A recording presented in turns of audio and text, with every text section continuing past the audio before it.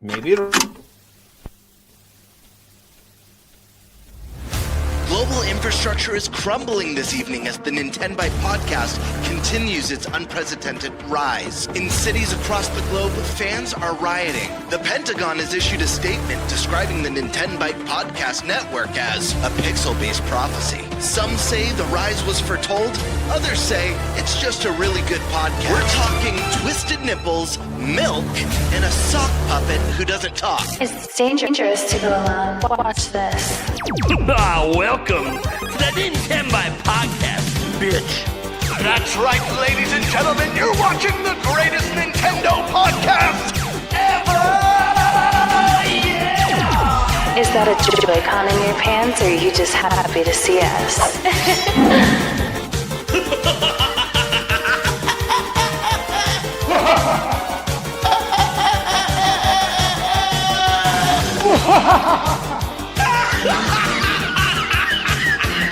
Shut up! Now feel the power. Everyone, do you feel that? Oh my god, I feel it! I feel it too, GameBird. What is it? It's the power of our podcast. I feel it! This is rad, Nintenbyte. So rad. Power.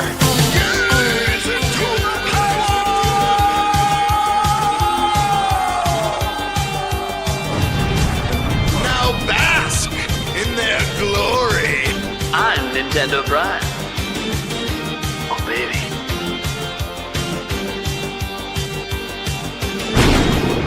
I'm ThunderStash.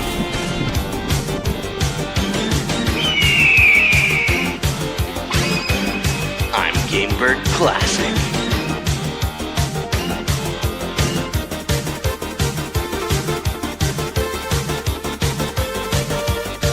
Nintenbyte rules. Let's rock. Hey everyone, welcome to the Nintenbyte Podcast, Season 3, Episode, what episode is this, 54? I think it's 54, something like that. You guys might notice we are missing a certain Bird is the word. He is going to be out this week for some personal health reasons, and we're just going to leave it at that. If he ever decides to update you guys, it'll be on him. That being said, obviously keep him in your thoughts and prayers with whatever's going on, because honestly, none of us really know. So we're all just hoping that GameBird comes back better than ever next week. Who knows? Maybe the bird flu. God, I hope not. I doubt it's the bird flu. Anyways, before we go any further, we should go ahead and introduce the three lovely guests we have down below. Two of them last minute, one of them showing up when they forgot last week. We'll start with the lovely ladies first, right? Tabby Cat Games. How's it going? It's going great. Thanks, guys, for having me. I really appreciate it. Nice to have you back. Then we got Sandstorm McDowell. Yo. Appreciate another time with you guys and talking about some video games. Love it. Video games. And then he showed up on time. Yeah, just dog on me. Just let it loose. Come on. It's all right. I get it. Yeah, hamming it up with the yacht club, Deb. Yeah. I ham it up with them at PAX, so I'll be all right. I'll be okay. We sang karaoke. It was good. No, but I do apologize. I mean, I sent you guys a little apology gift in the chat. I hope you appreciate it. I don't know if you saw that, but yeah. I did see it. No. Yeah, I'm from FVLAM. It's wonderful to see you guys and be here. I'm in the middle of a move right now. So the next time you guys see me next week, I will hopefully be in my brand new studio that'll have way more space and cooler gadgets and fun stuff. So yeah, I'm excited to be here as always and make it work. Yeah, can't wait to see what the new space looks like. It's always fun designing new sets. Mm-hmm. Oh, yeah, it's gonna be cool. Nice. All right, guys. Then we get to our usual ones, including the sock puppet extraordinaire, our Spice Lord, Eric Mohr. Yeah, well, nice. Good to be back again. As always. Yeah, right. Because you guys notice half of last week. I don't play the intro tunes because if we're not complete, it doesn't feel right. Okay, feel right. So that's why we're not doing the so spicy thing right now. Then we got ThunderStash Gaming. Hey, happy to be here. The usual busy week. Lots of reviews, lots of stuff going on. Exciting times ahead. Exciting times indeed. And everyone knows me, I think. I don't know if you don't. I'm Nintendo Prime. What's up? The most hated Nintendo YouTuber on the world, the clickbaiter extraordinaire. That's not true. I can already list a couple, but yeah. We're ready to clickbait you on Nintendo Directs today on our show. That being said, yeah, that is going to be one of our topics. Obviously, we finally have our first it's a legit rumor for a direct next month coming from somebody who has known about this kind of stuff in the past. With Nate the Hate promising to comment on it later this week, I presume on a podcast on Friday, based on how he's been framing it. So I don't know what Nate the Hate's going to add to the mix, but you know that he basically leaked most of Nintendo's lineup for this year. That Nintendo doesn't seem very happy about, but hey, Star Fox, it's still a thing. We still got it anyways. So, and then another topic we have for us is this kind of a fun one. This was suggested by one of the members of the channel, kind of a die on this hill topic. So basically, each of us will pick a game that we know in general the world thinks is a piece of crap, but we actually really like it. And basically, we're going to defend why we like that game while the rest of us pile on. It's all for good fun. I don't know what game people are going to pick, but I thought it was a really, really fun topic idea. I'm like, okay, we got to do that. That just sounds, that sounds already got it. Next up, we're also going to be talking about recommendations. So I thought it might be time, since the bundle has now gone live. The bundle right now for Switch 2 and choose your game, choose one of 3 games. It's live right now. You can buy it right now. With it being live right now, I thought, hey, there's going to be a bunch of new Switch 2 owners over the next few months trying to get it before the price hike. Now's the time maybe to suggest to them what games they should maybe pick up, since all of us have had a Switch 2 for a while. And we can probably give them some game suggestions from Nintendo to indie to third party. You know, this topic could go forever, especially if we let Stash just list off every game he likes. But we're going to try to keep it to what we think is like, hey, if you just bought a Switch 2, these are like the first 3 games we think you guys should probably mess with a bit. So it's gonna be fun. And because, you know, we're trying to limit it sort of to 3, that should let us all get a wide variety. And like, I assume someone's going to bring up Mario Kart World and Donkey Kong Bonanza, right? Well, okay. Well, then let's do some fresh games with the next. What's the third one? It's. I know it's those 2. Well, I forget what the third one they're offering in that bundle. Pokopia. Oh, in the bundle, that is also Pokopia. Okay. That's a tough one. That's a toughie. Yeah. So the suggestion for the bundles, obviously you want to pick up some extra games. We're going to get into that. That's going to be a fun one. Then I also just thought this would be kind of cool, talking about the future of NSO. We haven't really talked about NSO in a while. And it recently did get some price hikes in Japan and South Korea. But, you know, what is the future of NSO? Like, what do we expect for game editions to say GameCube or whatever moving forward? Because I think there's 2 that's confirmed that they haven't announced or coming out yet. And then obviously, do we think like maybe there should be a new tier? Should throw some other benefits in there? Is there anything we would like improved or changed about NSO as a service?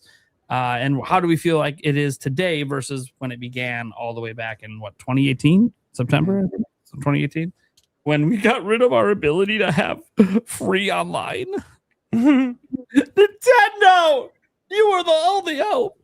Anyway, so I thought that'd be a fun one to talk about. So let's go ahead and get into our topic roulette. I don't know. Look, it's between you 2. Who wants to go first? Go ahead, Stash. I will take buying a Switch 2 for yourself before the price hike. Top recommendations. All right. It's a good one. It's going to be a fun one. So it's always nice to suggest games to people. So, okay. Eric, what one do you want?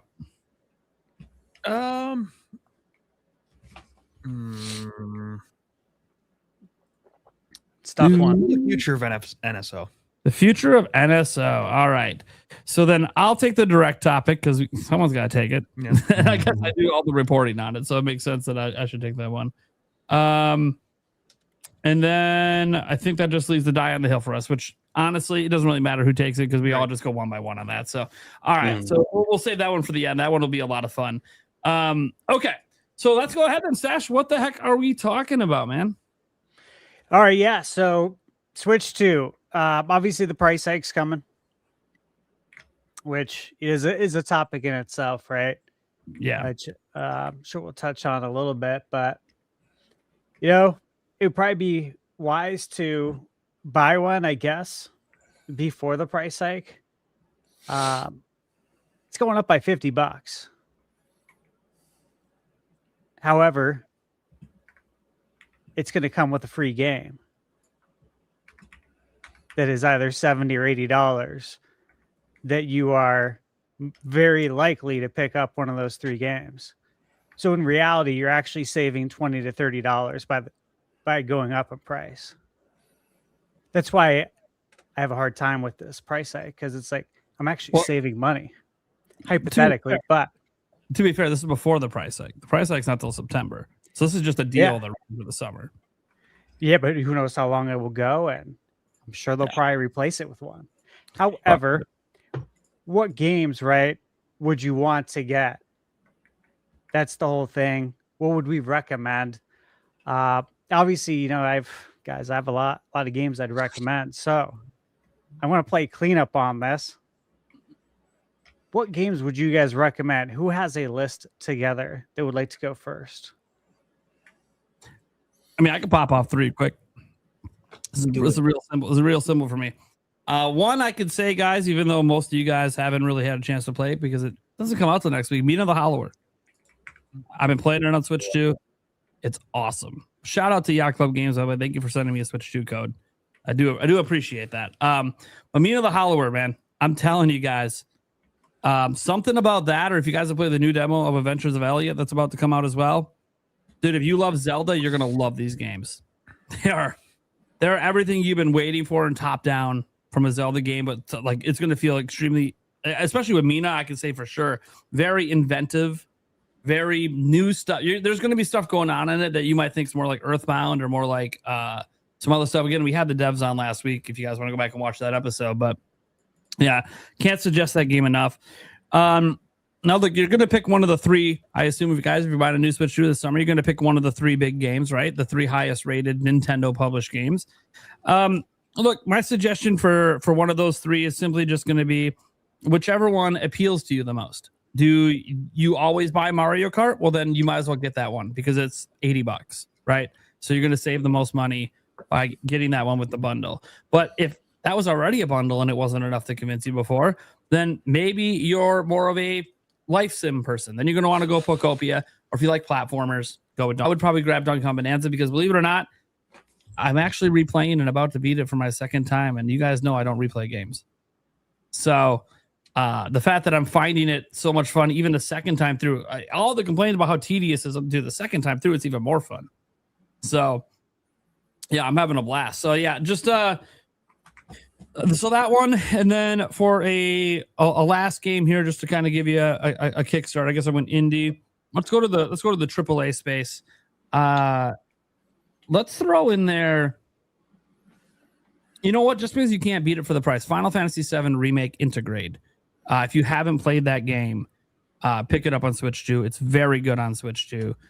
If you're looking for something that maybe you bought that on a prior platform, which I can understand because it came out, all the way back on PS4, then I would say throw out there something like Resident Evil 9 Requiem or something like that, because that's also fantastic. Dragon Quest 7 reimagined as well. Just throwing out a few AAA options out there for games that you should definitely check out and all perform and run really, really well on Switch 2. In fact, as we found out this week, if you're playing Resident Evil, put on Game Chat and it runs better. Really? Huh. Yeah. Oh, wow. Yeah, all RE Engine games run better with Game Chat on. It's hilarious. Oh, wow. They're the only games. Most games run the same or worse, but nope, not Resident Evil, not Pragmata. Anyways, it's because The reasoning is, as the Digital Foundry discovered, is because when they shrink down your game image on the screen when you're using game chat, it also lowers the resolution. And so it lowers the resolution of the game, which therefore gives it better performance. So, anyways, so you can get smooth 60 FPS right now in Resident Evil and Pragmata if you're willing to play at like 240p. Anyways, all right, so that's my 3. I think Tabby had her hand up, wanted to go. You got some games? I think you stole half my list. I think it's still in my notes somehow. I agree with a lot of the ones you said. I didn't get a lot into Mina before the demo kind of disappeared for a little bit off the eShop. But I have been doing Adventures of Elliot this week, and wow, I'm really been surprised with it. That's definitely going to be a first day grab for me, regardless. I actually have my little list of games in my hand. Whether you're getting Donkey Kong Bonanza, Pokopia, whatever, when you grab that bundle, get the other 2 that are being offered as well. They're absolutely worth it. I've got over 340 hours now on Pokopia alone. Wow. You don't get bored. If you think of builds, it's like you're hours into building them, and before you know it, it's bedtime. Just lose track of time. Bonanza, as I said last time I was on, I've played it co-op. I've played it by myself. It's just something you don't get bored with. It's a lot of fun. It's a smash game. If you've had a bad day, you get to break stuff. Hyrule Warriors, you don't go wrong with Zelda. So I love the story in it. I love how it tells the past part. And I'm always a hack and slash game player anyway. So to me, that's equally as fun. And getting to play, Rauru, Minryu, all of the past characters is just bonus. Getting to know the heroes from the past is also bonus because they didn't really go into those a lot on Tears of the Kingdom. You just knew what races they were from. You didn't really have faces to go with it. Now you've got faces. But yeah, I recently picked up Yuka Replay. I was actually quite surprised how cute this game is and how fun it is. I know Steve's told me before, pick it up. You're going to like it. Especially if you like Crash Bandicoot and stuff. So I finally picked it up, started streaming it this week, and I'm enjoying it. It's adorable. I don't want to know why Rob's laughing at me. 60 FPS. Are you running it with the patch? No. I need to. I haven't tried it yet with it because I beat it before it came out, and so it was 30. But that 60 FPS just came out. I think like a couple weeks ago. Curious how it is. I didn't know about it, so I will look into it and make sure it's running. Oh yeah, for sure. Yeah, check it out. It should be nice. Great. I will definitely do that because I did not do that, and I think I run this game again Friday. So nice. Thanks for the advice. You got it. But yeah, those are my main ones. I'm obviously waiting for Fortune's Weave as well. I think that's going to be a first day grab. I was a Three Houses fan, so I'm afraid of what these two are having going on here. Who knows? Sorry, the Brewers are playing, and it's hilarious. Earlier in the game, David Hamilton basically had an in-the-park home run. It doesn't count as it because of an error, because the Cubs center fielder messed up the ball, and it went all the way back to the wall. Then David Hamilton comes up again and gets a triple because he hits a fly ball way out deep to right field. It hits the right fielder in the chest and falls to the ground. And then the very next play, the pitcher overthrows the catcher, and then David Hamilton scores. The Cubs are just hilarious to watch right now. That's all. See, I like watching the mascots. I've been watching a lot of the Colts blue mascot lately. There you go. It's just hysterical. I'm not used to seeing this kind of fuckery in an MLB game, right? Yeah, 4 errors for the Cubs. It might be 5 with the pass ball. It's fun to be a Brewer fan today. That's all I'm going to say. All right, I'm done. Go back to gaming, guys. Pokemon ZA was my other one that I recommend if you're a Pokemon fan. If you're not, you may or may not get into it if you try it. I enjoy the gameplay of it a lot better than I have past Nintendo Pokemon games. It brings a little bit more detail into it, plus you get a little bit more speed out of it. It's not the wait your turn to see if your hits or misses or whatever. You actually have to be a little faster on your buttons. So that's been enjoyable for me. I think that's all of mine. Nice lineup. I like it. Good choices there. Who would like to go next? I'll go ahead and go. My list of Switch 2 games that you need to pick up. Donkey Kong Bonanza, I think, is definitely one of the games that definitely needs to be picked up. It is vibrant. Man, it's a game with a lot of color. And I think that's what the gaming community needs now, is more than just browns and blacks and high textures. But that game is in high texture and it's really, really beautiful. That needs to be picked up. Prime took mine of Final Fantasy VII because that game is just like, man, that's a beautiful game. And it's a wonderful game to play. It's quality. If we were going indie games, I highly recommend Hollow Knight, Silksong, obviously. What's really cool about Hollow Knight, and I don't know too many other games that do this. Stash probably has a better idea because he's really into the indie scene, but playing in handheld, you can switch it to 120 hertz, so 120 frames per second, which we don't have too many of those games on the Switch, but it is very possible with that game, and it does wonders for that game. I actually play that game more handheld than I do on the TV, which is back at 60. Another game, actually, I'm going to pick out on left field. This game came out a while ago, and actually, I think it got mentioned to Angry Vigilante, but I wasn't the one who mentioned it. But who? Angry Vigilante.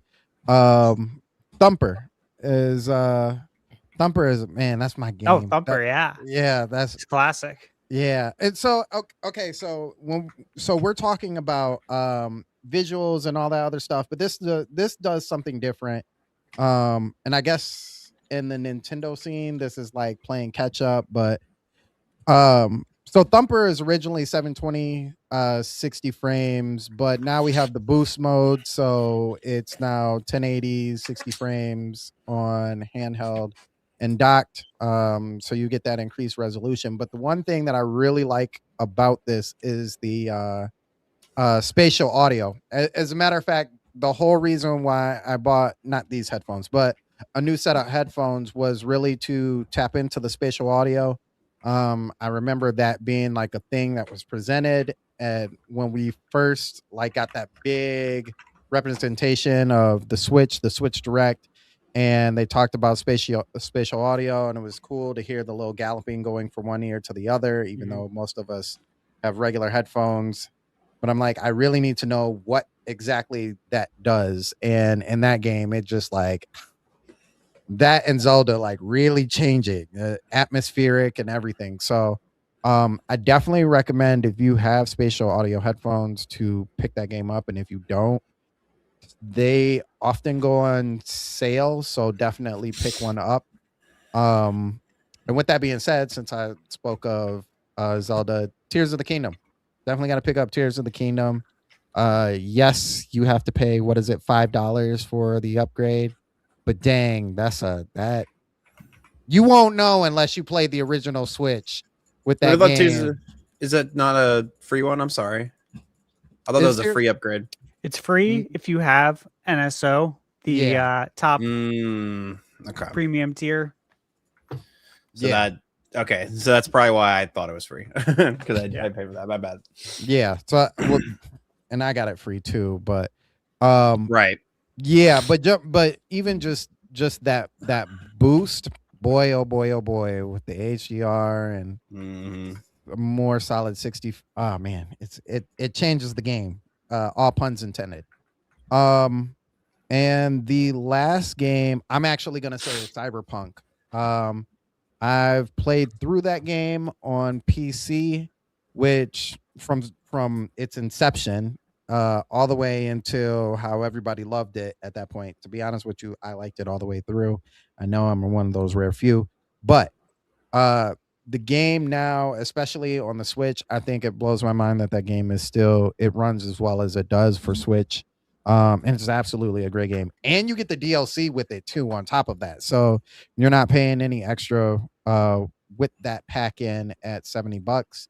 And I know it's not really a talking point anymore, but the whole game is on the cartridge. So, you know, if you like that kind of thing, it's there for you. But yes, those are my must-have pickups if you have plenty of money in your pocket after you pick up the Switch. Nice list, dude. Love them. Hell yeah. Great picks. I got mine. I've Let's hear debated it. So out of the bundles, I think I've come to the conclusion that Pokopia is probably the widest net that you can cast. I know Mario Kart exists. However, I say this because Pokopia is fun for the person who just wants to like experience a story and a single player fun adventure, but it's also good for folks who like that open-endedness and player choice and like the Minecraftness of those types of games. And it hits the cozy sim. It hits so many different demographics and does them all so well that I just feel like that's like the easiest, widest net. I think it's the most enjoyable experience out of everything. I love Mario Kart World. I love DK Bonanza, but I think what I was going back and looking at it, I'm like, I think the most fun I've had so far out of those three games was Pokopia right now. So I picked Pokopia. The other two are still also fantastic, and I do recommend picking them up. If I had to like put them in order, though, I would say Pokopia, Mario Kart, DK. That's how I would rank it. My other picks some of them aren't necessarily Switch 2 exclusive, but I've had fantastic experiences playing them on Switch 2. Deltarune, chapters 1 through 3, or excuse me, 1 through 4. Chapter 5 is coming out very soon. It's slated. It's no confirmed date, but it's slated probably sometime this summer. So there's only 7 chapters supposedly left of that game. So, you know, hop on it now, right? That's just one of the most beautiful games of all time. Literally half my channel is dedicated to it. It's a great time. So I always recommend Deltarune. It's probably important to note too that if you buy it, you get the rest of it. You get the rest of the chapters, guys. So it's a one-time buy, which is pretty awesome. $25, you get 7 chapters of content. And the amount of I would argue the amount of game time and content that's in the game at this moment is worth a $70 AAA experience, genuinely. And you're getting it for $25, and you're getting, I mean, it's just ridiculous. You probably spend, 3 or 4 hours per chapter, sometimes longer. But anyways, next up, I'll say Tomodachi Life, because man, I did not think I was gonna get. I like Tomodachi Life, but man, I did not think I was gonna get as hooked on Tomodachi Life as I did, and it is a fun ass game. That's just a fun one. It's just so good. I just love it. I think anyone should experience it, whether you're making your friends and family in it or you're putting, Justin Bieber and Obama and making them fall in love, like who knows. And then my last one, though, I think this is the better kart racer, and if you even want to call it that, Air Riders. That is the most fun I've had playing. The most fun I've had playing a Switch 2 exclusive Nintendo game. I loved Air Riders. It's a great multiplayer experience. It has a great multiplayer scene. Playing, I don't know what they did, but they injected some sort of addicting just experience into the city trials. It has a great story mode. I think it's one of the best games on Switch 2. It's the best Nintendo first party games that's on Switch 2 experiences.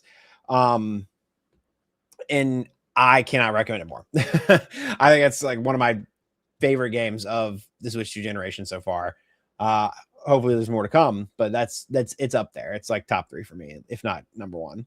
So that would be my like top 4. I know I said 3, but I figured I gave 2 kind of like smaller, not technically Switch 2 game exclusive games. But that's like my 3 or 4. So it's a good list. Solid, man. Yeah, really solid. Thank you. I want to hear what Stash got. Stash, what the hell you got? I'll go last. You go last. You go last. So I guess you're the host of the. You're the host of the topic, so I guess you go last. Yeah. All right. Out of the bundle, for me, I would say Donkey Kong Bonanza. I mean, that's right. I've only played 2 out of the 3. And I've had more fun with Bonanza over Mario Kart. So that'd be the one out of the bundle that I'd recommend. I haven't played Pokopia, so I'm sorry I can't say either way on that one. Right. But as for my AAA recommendations, I'm going to go actually a little bit older with my AAA and indie recommendations. But if you guys haven't tried the Mario and Rabbids series, definitely recommend it. The first game I think is better than the second for Mario and Rabbids, but they're both pretty damn good games. And then actually I have 3 indies. Plucky Squire. I absolutely loved that game. You sure did. That's a good one. That's a great game. I've only gotten a little ways into this one, but I've had a really fun time. Ruffy in the Riverside. Yeah. And then one last one that Nate and I played on stream a couple times, but Boomerang Fu. That game, if you have not played it, it is so much fun. You got to play it with people. The bots are, pretty jokey, but if you play it against some people, holy cow, that game is fun. I definitely recommend it. It's a good lineup. Some oldies, but some goodies. Yeah, I don't have any a lot of newer Switch 2 games, so I'm just digging into my backlog and going, okay, this one hasn't been mentioned. This one hasn't been mentioned. I like it. Yeah. Right. Nothing wrong with it. Great picks. I'll blast through these for us. Okay. So for the bundle, again, you should pick what you want. But if you need direction, if you want advice, I would say Mario Kart. Because again, you buy Mario Kart with every Nintendo console. It is the most expensive game. You will probably have friends that end up buying a Nintendo Switch 2 or getting it, as a gift if you're younger. And you're going to want to get good at the game. You're not going to have to rely on your friends to go over to their house and play it to try and get good. You won't have time for that. Because once you get there, it's time to compete. That's how it works. So personally, yeah, I would get Mario Kart. And also, the game it is today is not the game it's going to be years from now. So it's almost like investing in it early. That game's going to change a ton. It's going to have more content. You're going to get more bang for your buck there in more ways than one, because the game's going to improve a lot. And because it's $80 game, and you'd be getting it, for free, essentially. However, I would still say pick up DK, no doubt. And if you're into the cozy stuff, get Pokopia. I haven't played it, but my God, do people love it. Tabby, you said over 300 hours? Yeah. 340? 340 when I looked the other day. I haven't been on today to get my little, they have specials every day. And I try to at least log on for that. Sometimes I wind up logging on just to get that. And then it's like, nope, I'm at it for another 2 hours. Yeah.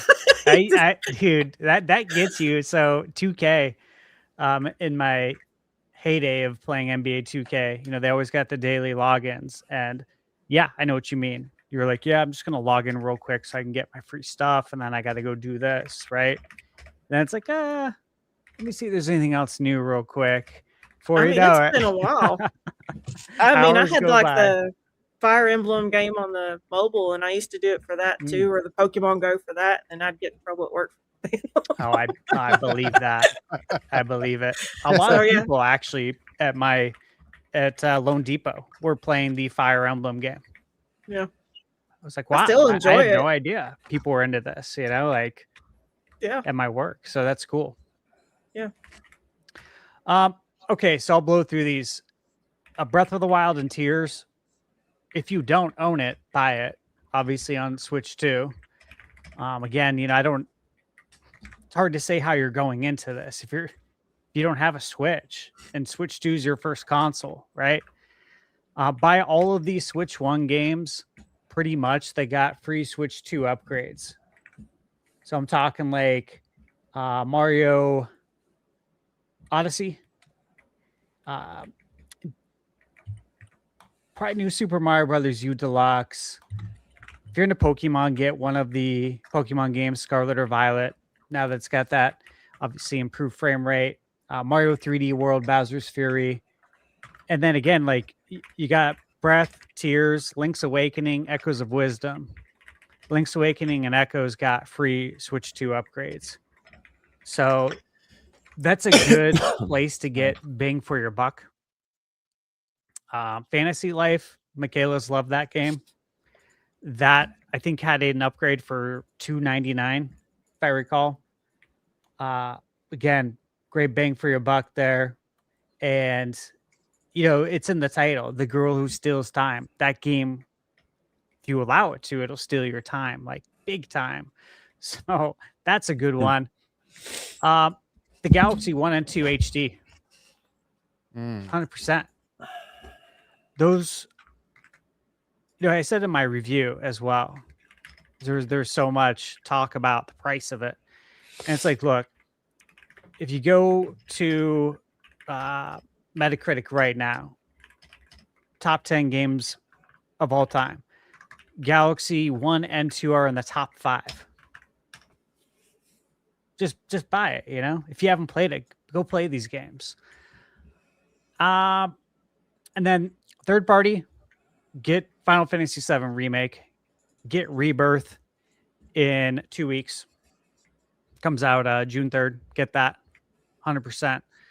I enjoyed Rebirth more than Remake considerably, and I really love both. Get basically everything from Square Enix. Dragon Quest VII that just came out, Octopath Traveler 0, Dragon Quest 1+2 HD, and Dragon Quest 3 HD because that has a free Switch 2 upgrade. And then Final Fantasy Tactics is like perfect for Switch 2. Such a great game for Switch 2 to be able to play that handheld. Adventures of Elliot. I know a lot of stuff about this game. I can't speak about. Get it. Indiana Jones, get it. Get the Resident Evil bundle. Like, consider all this stuff, right? Don't buy all this at the same time. You'll go into analysis paralysis and you won't know what to play. Fallout 4, man, I got to tell you, watched Michaela play it. I'm like, damn, this looks so good. And I was looking over her shoulder, watching her play in handheld. I couldn't believe how good it looked. And Bethesda actually sent me a code recently. Thank you to them. I got to play it as well. I was just going to have Michaela lend it to me. But man, that game is nice. I'm surprised how good it looks. Red Dead Redemption, again, got to Switch 2 upgrade. Trails in the Sky, first chapter. Kenna, Bridge of Spirits. Chronos. Ys X Proud Nordics runs at 120 frames per second on Switch 2. I reviewed that game. Excellent game. Memoir I'm playing right now. Review will be coming not too far from now. And I will recommend Metroid Prime 4. I love that game. Look, guys, you cannot go wrong. There's so many great games, but if you want to save some money, get all those free Switch 2 upgrades. And then I gotta spout out some indie games, okay? Mina, Hades 2, Elementalist, just reviewed that. Very much like Zelda. Under the Island, very much like Zelda. Quartet, just reviewed that. Mini Shoot Adventures, surprisingly, a lot like Zelda. Teenage Mutant Ninja Turtles Splintered Fate. This was just on sale for like $2.99. It's a Switch 2 game.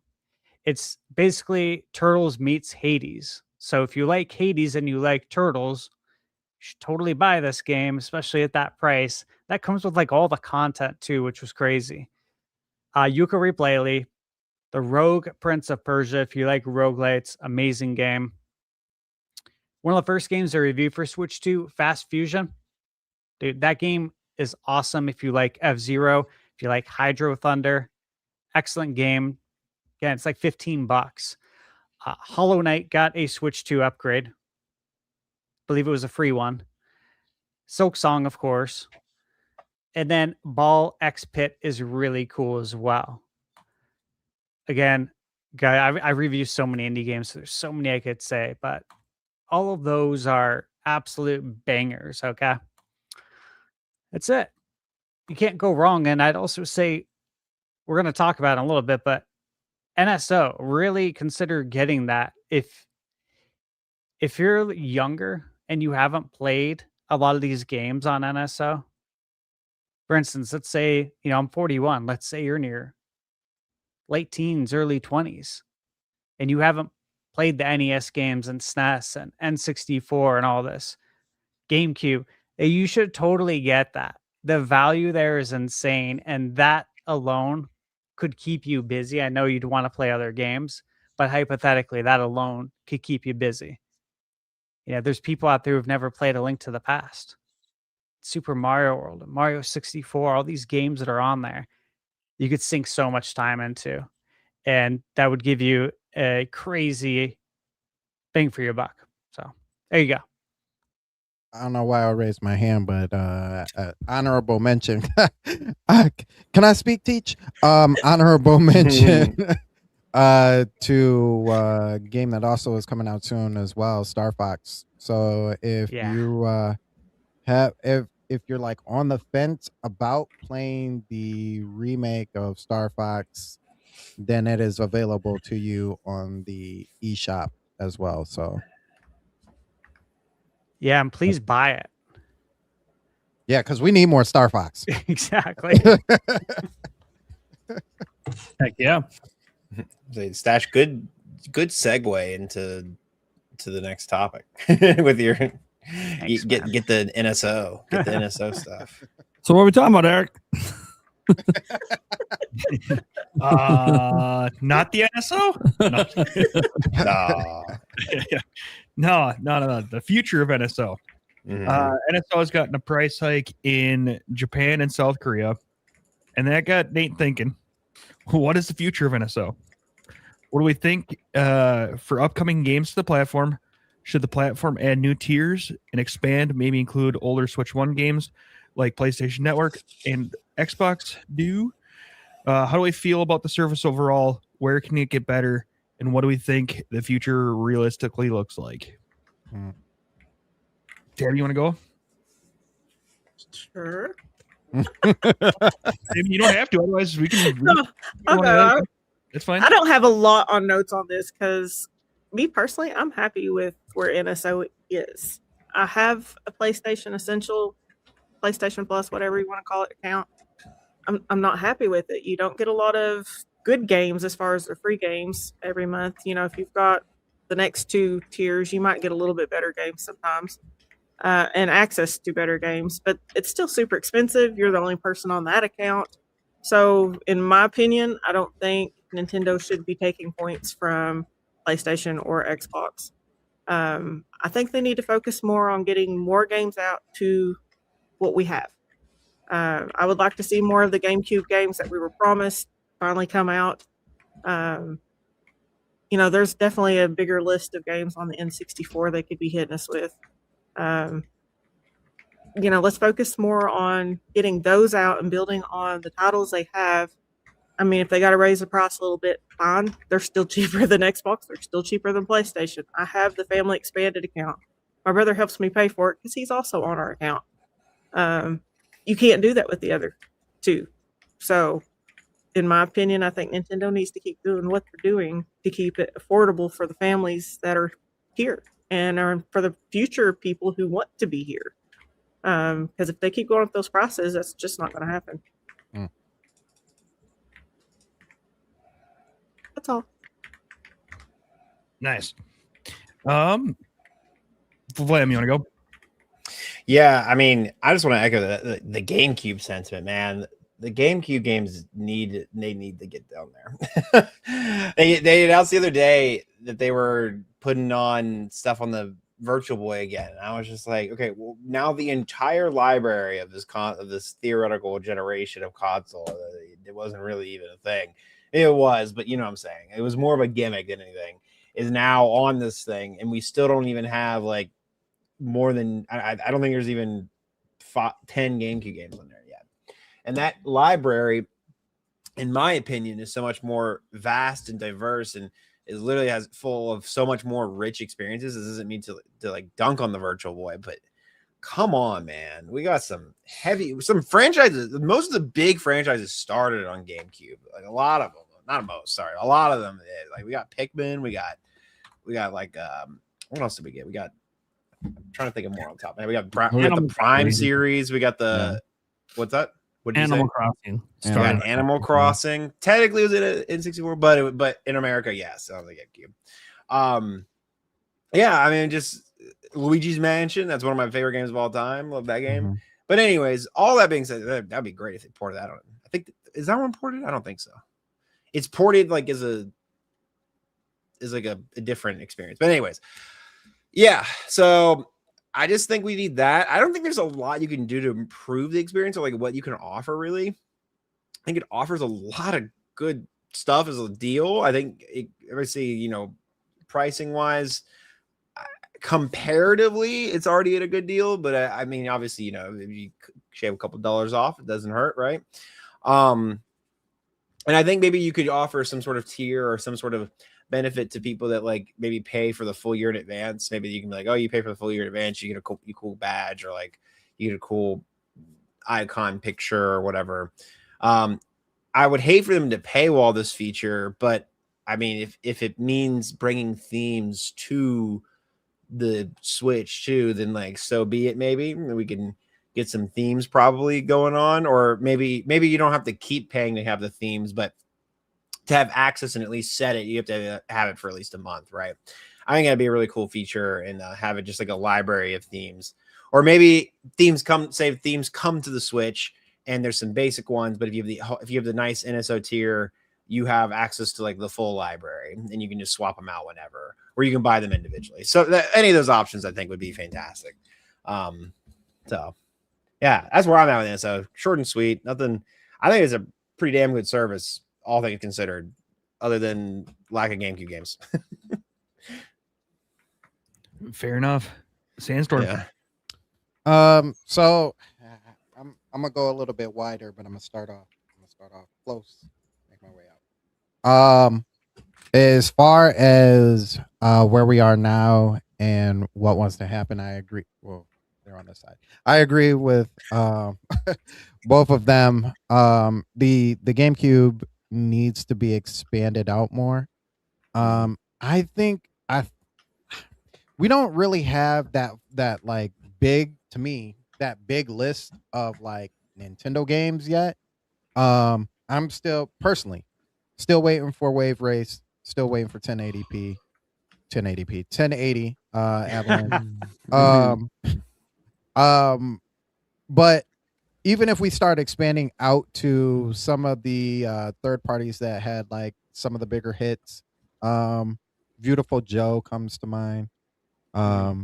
Getting games like those. I know it's not going to happen. This is my huge wishful thinking, but Tales of Symphonia, if that showed up, I would just right here. But what I'm saying is, I think it's when we start getting more of those like Nintendo IPs, then maybe we can start branching out to some of the third-party developers who were like really successful on the system, because we've seen that before. We've seen it from the N64, we've seen it from the Super Nintendo, we've seen it from the NES. Obviously, not all of those games come over. Like we never got Chrono Trigger, and we know that sold well. But some of those games that are a little bit closer, I think they need to start bringing those out.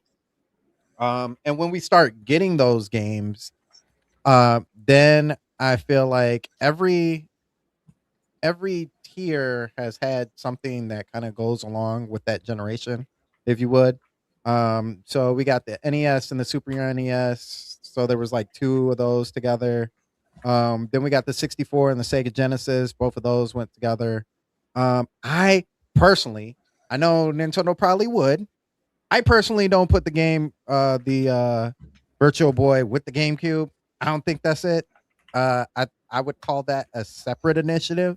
But if we were to launch something next to the GameCube as well, Dreamcast, maybe throw the Dreamcast out there. That way there's another piece there. I'm sure they can get a conversation going with Sega in this time and age and get some of those games to come over there, because games like Sonic Adventures 2, perfect. It was on the GameCube as well, so it's not like it's like too far away. You know what I mean? So I think we can do Dreamcast. I think that's possible.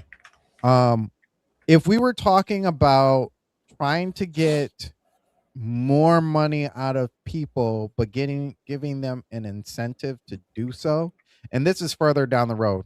Let's just say, for all intents and purposes, it is just Ramageddon is just like continuously hitting hard. Like we're entering like World War II levels of Ramageddon, just messing up the economy. You know what I mean? I think that we finally unleash the Wii and the DS line, or even have GameCube and DS. It's not impossible for us to waggle our remotes with the Switch 2 controllers, and they come default with every Switch anyway, so it's not like anybody has to buy any extra controllers or accessories or anything like that. But I'm sure they would drop extra accessories. I, for one, will definitely pick one up if it's in the form of a Wii controller. But I think we can start slowly getting into the Wii games. As a matter of fact, I feel like that's like the ace in the hole. Like really to get back into that Wii and be like, hey, remember Wii Sports? It's back.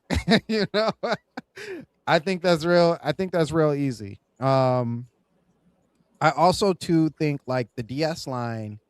I mean, there's amazing games on there. We've kind of seen them drop Fire Red and Leaf Green as a separate game. I wouldn't be surprised if they start doing some other generations with that. DS is Black and White, and Black and White 2, I want to say. So those games could easily come over as separate pieces, because I don't think Nintendo or the Pokemon Company will want them under a NSO. But I say all that to say there's plenty of room in the GameCube to drop games, and even if you wanted to expand out that legacy, even going Sega, but even if you wanted to go up another tier and have people pay extra for even that, like I'm comfortable. Let's see, how much more was the GameCube? Was it another 30? What do you mean? Oh, like in the NSO, or what do you? Yeah, for NSO. I mean, if you get it's the same tier as if you did I think N64. N64. It's just part of that. It's like whatever the super tier is from the base. Okay, one. it's $50. I don't know. I forget what that for price the year difference is. Okay, so and even if it's 20 for the regular, so you're right, $30. So even if I dare say 70, $75 for the year, like I would pay that for Wii and DS, NSO. Oh, easily. But yeah, I think there's plenty of room to grow. I don't think it's something that they should necessarily worry in that front. And to be honest with you, I think out of all three of the companies, they have like the best when it comes to legacy, like being able to play legacy games in the format that you want to play them in their original format, but also you can still play them online with friends instead of just being stuck to couch co-op. You get the bang for your buck for that. We need Wii Sports back so badly. Like, and not man. Switch Sports. Like, Switch Sports is all right, but man, Wii Sports would take over. I guarantee you. Oh yeah, people would be on that again, especially if they had like the online multiplayer. Oh my god, can you imagine? Yeah. game chat. Oh, easily. Yeah, Easily. that's what Switch Sports was supposed to be, man. That's what it was supposed to be. Nice. Stashman, you want to go? Yeah. So I got a few on here that were predictions on the bingo card. I'll just start with that. I want DS and Wii games. That was a prediction. It's the Wii's 20th anniversary here in November. Hard to believe.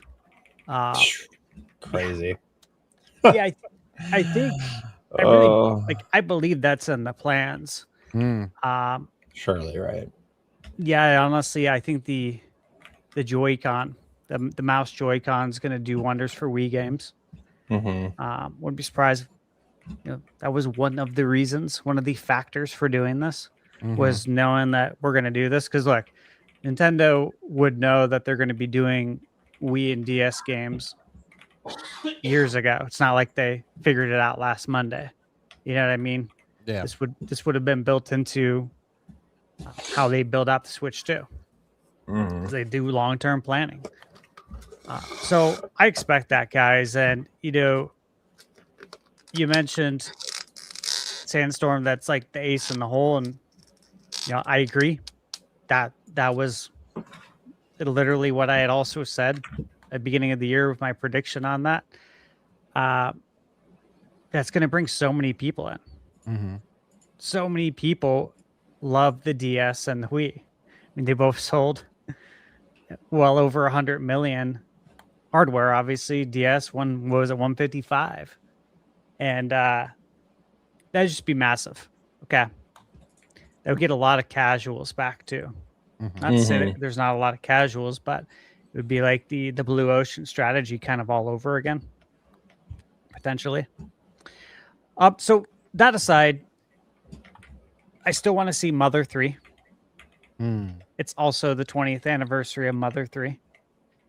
And look, before someone in chat says just go buy it or go do this, I already have it. I own it. I own it physically with the fan translation. I've had it for many years. This isn't about me. It's about everybody else who doesn't know how to do that or doesn't have the hardware.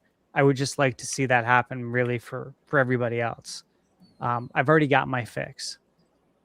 Chrono Trigger on the SNES. Where's that? That should be on there. Yeah. Super Mario RPG should be on there. I know we got the remake, but GameStop's selling it for $15 right now. Party's over. Let's get that on the Super Nintendo. Some people want to experience the original. I really like to see the broadcast satellite. That's also something that I brought up long before. Was it Nash Weedle? I think brought it up. I mentioned the 64DD and the broadcast satellite, but I think the broadcast satellite is more doable. 64DD, there's just not a lot to do there. You have the Ocarina of Time Master Quest, and you have the F-Zero expansion kit, and like Mario Artist. And that's about the extent of it that would make sense. But with broadcast satellite, you could at least bring over the Legend of Zelda, which I actually have on my shelf behind me. That game. Ancient Stone Tablets, that'd be awesome. Fire Emblem was on there. And then Radical Dreamers, which was like a visual novel, which Radical Dreamers actually came out on Switch. They re-released it. But it was a side story to Chrono Trigger that was on the broadcast satellite that never, came out here until that came out. And then they have the BS F-Zero Grand Prix 2, which again, give everyone another F-Zero fix. On the 64 front, yeah, we should get Smash, DK64, Diddy Kong, and Conker's Bad Fur Day. Would love to see all of those, right? As far as third parties go, you guys, we all know it's a crapshoot when it comes to licensing. I could sit here all day and say that I want NBA Hang Time, and that I want NBA on NBC presents NBA Showtime, and that I want NFL Blitz and NHL Hits and Slugfest. And I could say that I want No Mercy and WCW versus NWO Revenge. But the reality is, all of those games have crazy licenses to get around, and it's probably not going to happen, right? And if it was, it would have already happened. Not to say we'll never will. I leave the door open, but reality is it's probably not going to happen, which is why I'm not saying those. Yes, and NBA Street 2, Inspector Void, yes, that too, all of them. Those aren't happening. However, on the GameCube front, I think we have a little bit more wiggle room, okay? So obviously, I had on my bingo card Wave Race Blue Storm. You guys know I want to see that. I think it makes sense for a summer title. Oh, yeah. I think you can't. I mean, you can, but I just don't think it would be smart. It would be wise to release Wave Race in the summer. Mario Sunshine, obviously, in the summer. You release Eternal Darkness around Halloween. We already got Luigi's Mansion last year. That's right. That's on NSO. So, stick within your themes. Themes do wonders. They really do. They really help things out. Mario Golf Toadstool Tour.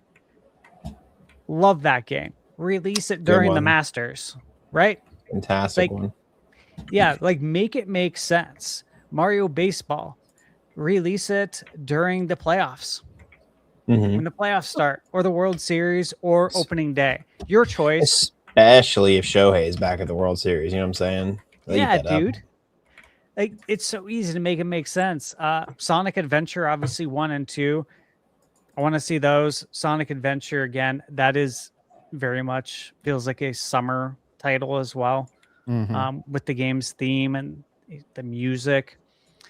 One game that I wanted immediately with GameCube NSO, when I say immediately, I'm just saying I don't expect it immediately, but it's something I wanted right off the bat. That's Phantasy Star Online with online play, right? Because I've talked about this. There's people who still have a server up for Phantasy Star on Dreamcast. They're running their own private servers. I'm like, dude, that'd be badass. I love Phantasy Star Online. That was something that my cousin Jim and I, that was like the first game outside of NBA 2K that we played online and actually interacted with people. And it was so much fun to play, an RPG online back in the day. So that'd be really great. Monkey Ball 1 and 2. Monkey Ball was synonymous with GameCube for the longest time. That's true. I bought it launch day, both of them, 1 and 2, when they came out. Love those games. Star Fox Adventures, man. Great games. Great games. Yeah, dude, got to strike while that iron's hot with Fox McCloud. You throw another one on there, like this comes out in the summertime or wintertime, or even just at the end of the summer. Say, oh, you haven't gotten it yet? Try this one out too while you're at it. Yeah, 100%. Zelda 4 Swords Adventures. I want to play that online because back in the day, you needed your 4 friends with your Game Boy Advance. And we did have 4 friends, thankfully, that we were able to play that game. And it was so much fun. But at the same time, this was when we were in high school. And I was busy. We were all busy. We were all working. I was working 2 jobs at one point in school and basketball, girlfriend, and my friends were doing stuff. And, a lot of time when I was playing video games, it was in class with the GBA SP. Thank God for that backlight. No more warm light, and I can actually play in school. That's how I did it because I was after school. I'm working. Yeah. Metal Gear Solid Twin Snakes. Get that over there too. I think. Oh my God, I forgot that's on GameCube. Yeah. People would love to see that. Like that's my realistic stuff. Look, like Beautiful Joe, I think could come. I love those games. Again, those are games I had pre-ordered back in the day at Best Buy. Tales of Symphonia. I don't think it would come over, and the reason why is because we have that remake. Yeah. Unfortunately, which it wasn't a great. When I say remake, it was a remaster, and it wasn't really up to par on Nintendo Switch. Yeah. Unfortunately, love that game though. That was another one I had pre-ordered back in the day. And then, guys, as far as consoles, like I said, the DS and Wii, but we should get the Dreamcast over. Like, I would love to see that. Skies of Arcadia. I either want that on Dreamcast or I want that on GameCube, because it came out on GameCube as well, and that's an amazing RPG. The IP was renewed within the last 12 months as well. So I'm wondering what's going on with that. Virtua Tennis. Dude, Virtua Tennis is the absolute shit. I don't play tennis in real life or anything. I'll tell you what, Virtua Tennis is an amazing game. Anyone who's played it loves it. You can pick up and play it. It's one of those games, easy to learn, hard to master. And you can get these crazy volleys going on. Speaking of that, Beach Spikers on GameCube is like Virtua Tennis, but it's sand volleyball. Same kind of gameplay. Great. The House of the Dead. Daytona, USA. Crazy Taxi. Shenmue. Jet Set Radio. First Soul Calibur. That was a launch title. That was a $99.99 game. Ready to Rumble Boxing is also really fun. And it ran very good on Dreamcast. On 64 was, I think, 30, maybe 30 frames. It's probably 20 frames per second, to be honest with you. But Dreamcast, it was silky smooth. It was very good. Inspector Void said Soul Calibur 2. We already have that. That's on. There's a launch title for GameCube NSO. So I'm not going to mention that again, but in the GameCube, obviously had the best version because we got Link. So look, guys, this is not even a complete list or anything. I just thought of this quickly. These are all things, though, that we should get. I will give Nintendo credit for one, improving NSO. Like when N64 came out, we had the input lag. Yeah. Oh, yeah. That was so bad. Yeah, dude, they fixed that. They added CRT filters that actually look good. The button mapping has been added, which is a big deal. GameCube looks great. The CRT filter, they continue to rework that. And like the fact that we can play some of these games online, like you can play Tech Mobile on the NES, NSO with game chat. Like that's really cool, actually. So I'd like to see more stuff like that. But dude, to me, this is the best deal in gaming as far as any sort of subscription service.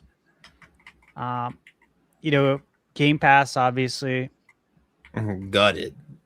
Yeah, they kind of rolled it back, but yeah. Yeah, they raised the price, they rolled it back. We'll see what happens. But as far as like something for your old games, like an old game catalog, this is really cool. There's a lot to love there. And again, like if you're new to this, if you haven't played these games, my God, like you're getting such an insane value by getting this. And there's a lot of people who did not grow up playing GameCube and 64 and SNES.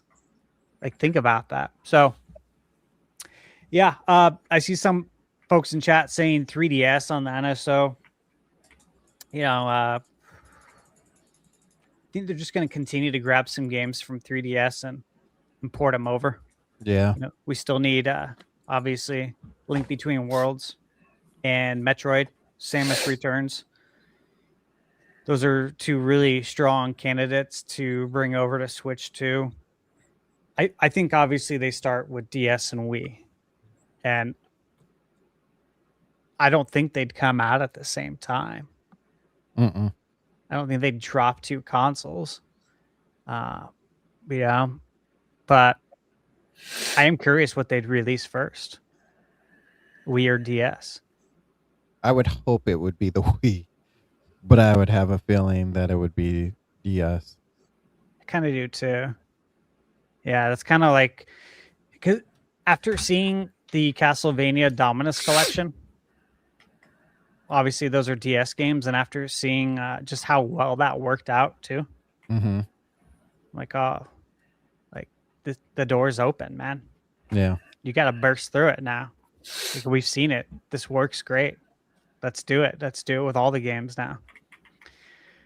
It would be crazy. There's a lot of games there, so there's a lot to choose from. Mm-hmm.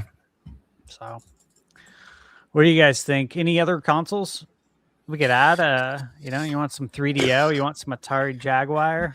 I mean, if they're doing DS, then like, yeah, all right, start porting over the 3DS library, right? I mean, I don't know how you would really do DS because it's like you either have to have that prototype second screen people have been passing around on Twitter, which I think would be awesome. But thinking about how heavy the damn console is already, I'm like, whew, I don't know. Most people wouldn't be able to. It'd be a lot, you know. I really want to see see like that. super light or something. What's up? I want to see that second screen. That was one of my predictions. That second screen. Look, hey man, if you can sell that Virtual Boy that I got on the floor right here for $100, and basically make yourself sore by playing it, obviously. Like you gotta take some ibuprofen before you play this thing, because your body's gonna hurt or you're gonna get a headache or both. But yeah, if they can sell that, yeah, you make fair points. They could sell it, anything. I just wonder if the ergonomics of it would work. Like I think you'd have to make the screen thin enough to, just not really add too much weight. But I mean, I could also see it. I don't know. You probably would just have dead screen space on the bottom, the main screen of the Switch, and then you just have the attachment on the top. I think it could work. I think it could work tenfold. You use the top USB-C port, just pops into that easy. Yep. I think that'd be the coolest and neatest way to do it. And then you can still technically do games without it, but it'll be like sideways or look silly. Yeah, it'll be like how the they two did screens next to each other. But yeah, Castlevania Dominus Collection, and even Mega Man Star Force Legacy Collection. I just reviewed that like 2 months ago. Those are the DS games, and they're honestly, it was really cool. There was no problem playing it like that. So I think either way works. Like, hey, you can have it this way, or if you want to spend the money, you can buy the screen. We'll sell it to you from Nintendo Direct, just like the Virtual Boy. I have an idea. What if they made that screen kind of like they did with the Wii U? You've got your console docked. You're playing it on the TV. You've got the second screen in your hands. You save yourself. How would they? Because is the console like is the docked? Can it communicate via docked? You use the original Switch. You use the original Switch. Use the original Switch. There you go. That's how you would. Yeah, I guess you could do that for Wii U games. I guess. Yeah, that'd be crazy. Yeah. It'd be cool. Would I think they definitely have more up their sleeve, right? They have more games we need, and there's more consoles that they can add. So it's just a matter of what they're gonna do, when and what first, right? Should be fun though. It's always fun. Oh yeah. And that was nothing less than I expected from you. That was a great list. Nate, you want to go? Sure. After he just embarrassed me with his list. So look, guys, I'm obviously the resident. I don't really give two craps about NSO. I don't read games. I don't care about any of this retro library stuff. None of it matters to me. Like they could not have it at all, and it literally wouldn't matter to me.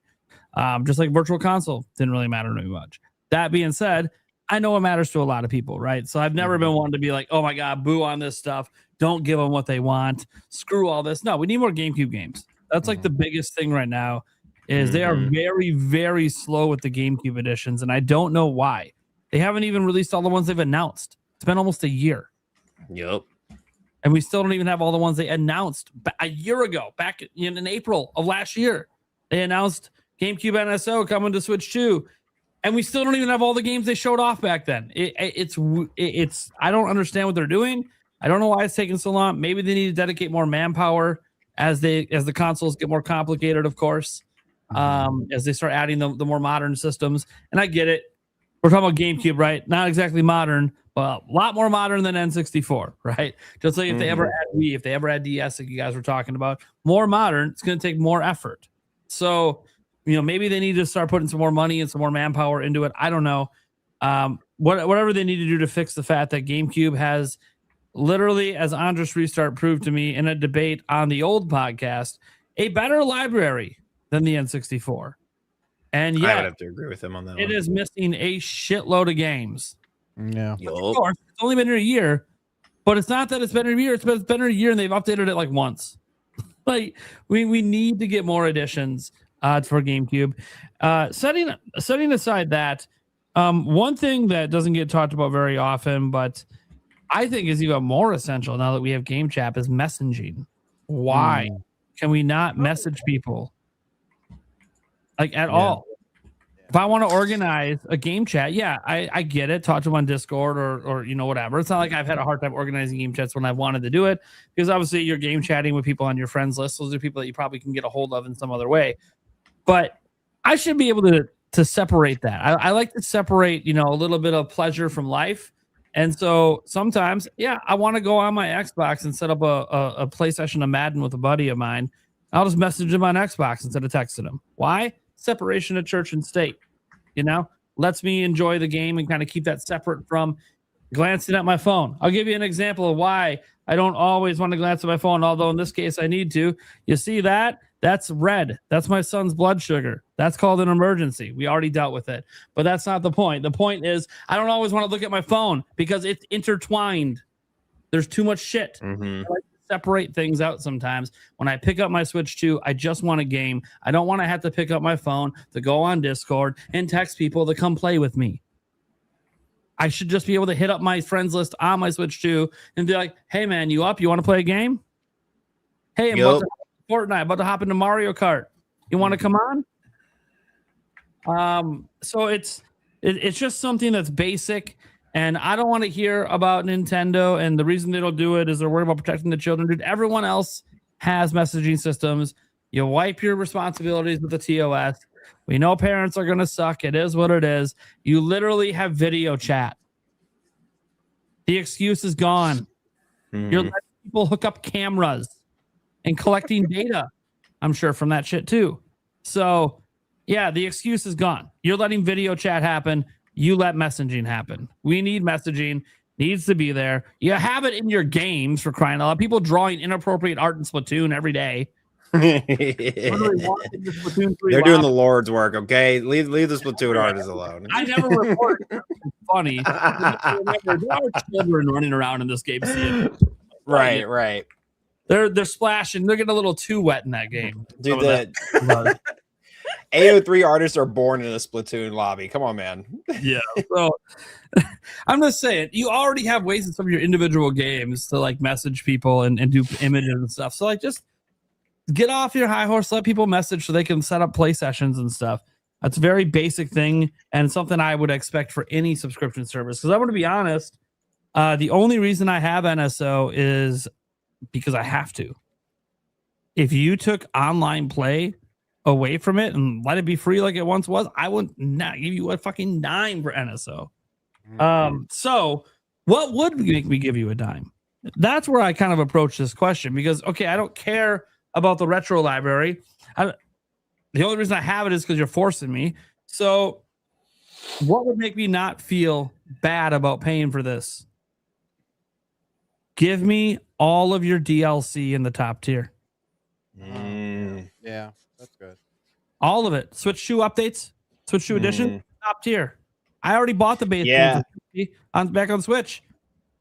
I'm kind of surprised they didn't do that off of RIP. Like I thought, like we said that with Tears of the Kingdom and Breath of the Wild, I was like really shocked they didn't just make that a benefit of the top tier for like the Mario Party and all the other Nintendo Switch 2 editions, which let's be real, this might be its own topic. I hope they never fucking do that again, because the vast majority of them respectfully suck. they're not worth the money. But otherwise, yeah, it's like someone brought up in the chat that like you can write notes. It's like, yeah, for yourself. It's just a note for you about your friend. You're not actually talking to your friend. Right. There's a big difference between writing a note being like, hey, this is dumbass because he keeps changing his username every day, versus me being like, hey, dumbass, do you want to play a game? There's a big difference. One's for me, one's me trying to get their attention to come play with me. So, yeah, I think that's just something that needs to be in there. And again, the whole idea of putting DLC, the Switch 2 editions on the top tier, and I'm saying the top tier because now you're talking about free content. That to me, I think would be a huge value add. Again, they did it with Breath of the Wild and Tears of the Kingdom. I was hoping that was going to be a trend.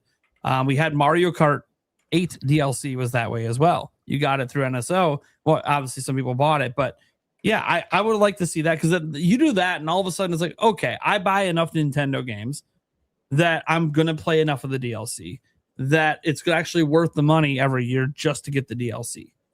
And then there might be certain DLC I like that, all right, maybe I decide to buy it on its own if I ever want to cancel my sub. But, I think another thing they could do, and this is something where they would be borrowing from PlayStation and Xbox, would be offer game discounts. Offer game discounts for being subbed. What's 5% off the eShop going to do for you? And you know what, Nintendo, you can offer for any game because you get a 30% cut of every game. You just take it out of your cut. Well, it could even be built into the existing systems too, because they have the little gold points when you get a little bit back when you buy games. At least, or maybe don't anymore. Yeah, you used to.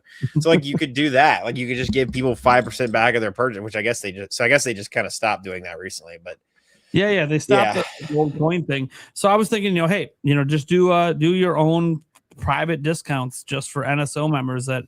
People might not think it's a big deal. You're like, oh, I'll just wait for that big Nintendo sale. And then you see the big Nintendo sale and you see like, oh man, look, Mario Kart World in 2 years for the holidays. They're selling it for 45. I'm like, yeah, but when you're an NSO member, it's 30. Yeah. You get that better deal because you're paying for access to get those better deals. And that's a thing. People pay for access to get coupons and better deals all the time. I pay for a membership at Costco just because I get better deals at Costco, So I look for stuff like that to be value add, stuff that I actually care about, stuff that I am spending money on that it can maybe save a little and actually make me feel good about the subscription and make me more willing to suggest that people subscribe outside of, well, if you want to play online games for any purchased game that's AAA or Nintendo, you got to have it. So I guess you got to waste $20 a year. Or, hey, how about instead of wasting $20 a year, it's like, no, man, for $20, you get game discounts, you get the online play, you get the cloud saves, and yeah, you get the retro library too. But God, you get this upper tier, man. Dude, these games you're buying, all the DLC, dude, you just get it. It's just included. It's like Game Pass, but for DLC. It's sick. But yeah, I don't know. Those are the kind of things that would get me excited about NSO. Otherwise, I just kind of begrudgingly pay the yearly family sub. And I do know, like, my kids do play some of the retro stuff. That's kind of what I always felt like. Since I don't really like to replay games a lot, I do find value in retro, but the value I find in retro isn't reliving my past. It's letting my kids form their own new memories about stuff. So like my son, Aiden, the one who went through all the health stuff, he is obsessed with Mario, man, right now. He loves Mario. Literally, I'm like, what do you want for your birthday? He's like, Dad, is there a new Mario game? I want a new Mario. I'm like, no, man. Still waiting. We're still not yet. all the retro, all the side scroll, all the 3D ones released on. Dude, he's beat them all. He's like, I just got done with Galaxy 2. I need more Mario. I'm like, I know, man. Dude, I've been waiting since 2017. Let me tell you. Me too. I want new Mario too, kid. Me too. I get it, man. Let me tell you, you're probably gonna get new Mario day one. We don't even have seen it yet. He's like, but I was so little when the last one came out. I'm like, I know, man. But you might be an adult by the time this one comes out. I don't know, right? I was a young daddy. Now I'm an old daddy. I was graduating high school when Odyssey came out. Make that not to make you guys feel old, but yeah. That's not to make you feel old, but you feel old. Yeah. Oh man. All right, guys. Okay. I guess we can get into the next topic here. Just gonna leave Eric out. Yeah, Eric's like, wait about my turn. No, I'm gonna be honest. I actually just assumed Eric went because I was gone dealing with my son. Oh, so yeah. I just kind of assumed he went. Eric, go. No, you're good. I don't have a whole lot to say, but like, bitch, goddamn. I mean, He's like, actually, it's whatever. Mute him and keep going. Whatever. Anyways. No, let me just go back through the notes here real quick. You know, what do we think for upcoming games? Man, I'd like to see, you know, I if somebody did say this, man, I apologize on this one, but bring DuckTales for NES. Oh yeah, kind of on there, but yeah. Huh? I mean, Not it's out now. You know, on the Disney Afternoon Collection for Switch 2. yeah. But give me an NSO. Let me play it in the old good style, you know. Another thing that I was thinking, bringing the rest of the Paper Mario series in. I think there's only one Paper Mario game in NSO. Mhm. I want the Wii one so bad. Yeah. I mean, well, they re-release Thousand Year Door, so that one's probably not going to come.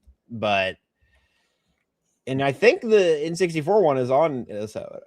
Yeah, currently there's only one of them. I believe it's the N64 one. Yes, right. Well, I don't know. I mean, I don't know how you would get it on NS. I guess you have to start porting Wii games, right? But yeah, I'm with it. I love Paper Mario. Yeah, no, I mean, just bring the platforms that you need. Because I mean, a lot of people like Paper Marios, so you know, let's get them out there. Me on people's. And people's. Bring out the systems that you need to bring the Mario and Luigi series. Bring that over. Good picks. Yeah. Rono's ball. Yeah. One of the platforms that I'd like to see come over would be Game Gear. I had a Game Gear growing up. Oh, Game Gear. Sucked batteries, but man, I had so much fun with the Game Gear. It's a Sega thing. Okay. Yeah, I was like, what the fuck's that? I was like, what's a Game Gear? It's kind of a Sega's version of the Game Boy-ish. Got it. Okay. Game Boy Color, Game Boy Advance. I don't remember exactly what year that fell in, but Game Boy Color. Yeah, that'd be probably more like it. But there is Sega's handheld version of stuff. Got it. Yeah, I had so much fun with that. Again, like I said, that thing's 8 batteries alive. 6 at a time. 6 at a time. True. And maybe a couple hours out of it. Yeah, if you guys thought the original Game Boy pissed your parents off with the battery use, Oh my gosh. you didn't see nothing. At least had the power adapter for it, so that was at least nice. But yeah, no, that's one of the wall. Yeah. That's one platform that I'd like to see. Nate kind of touched on something that I think would be great for the additions with the I was thinking the Switch 2 upgrades. There, at least theirs being on NSO. That would have been freaking great. I thought of that again when they first announced, you know, Breath of the Wild, Tears of the Kingdom stuff on NSO. I thought they were gonna keep going with it, but yeah, it is what it is. So okay, now Nate, you can go. I don't have anything else to say. We're just moving on to the thing. All right. So we have some rumors coming in finally after not really having anything direct rumor wise, probably since like that Nashweedle shenanigans that ended up not happening. Probably last time we really had any like actual serious direct talk. This time coming from Jeff Grubb. So Jeff Grubb now works at Giant Bomb. He's been at a bunch of our outlets before. He's been a game journalist for a while.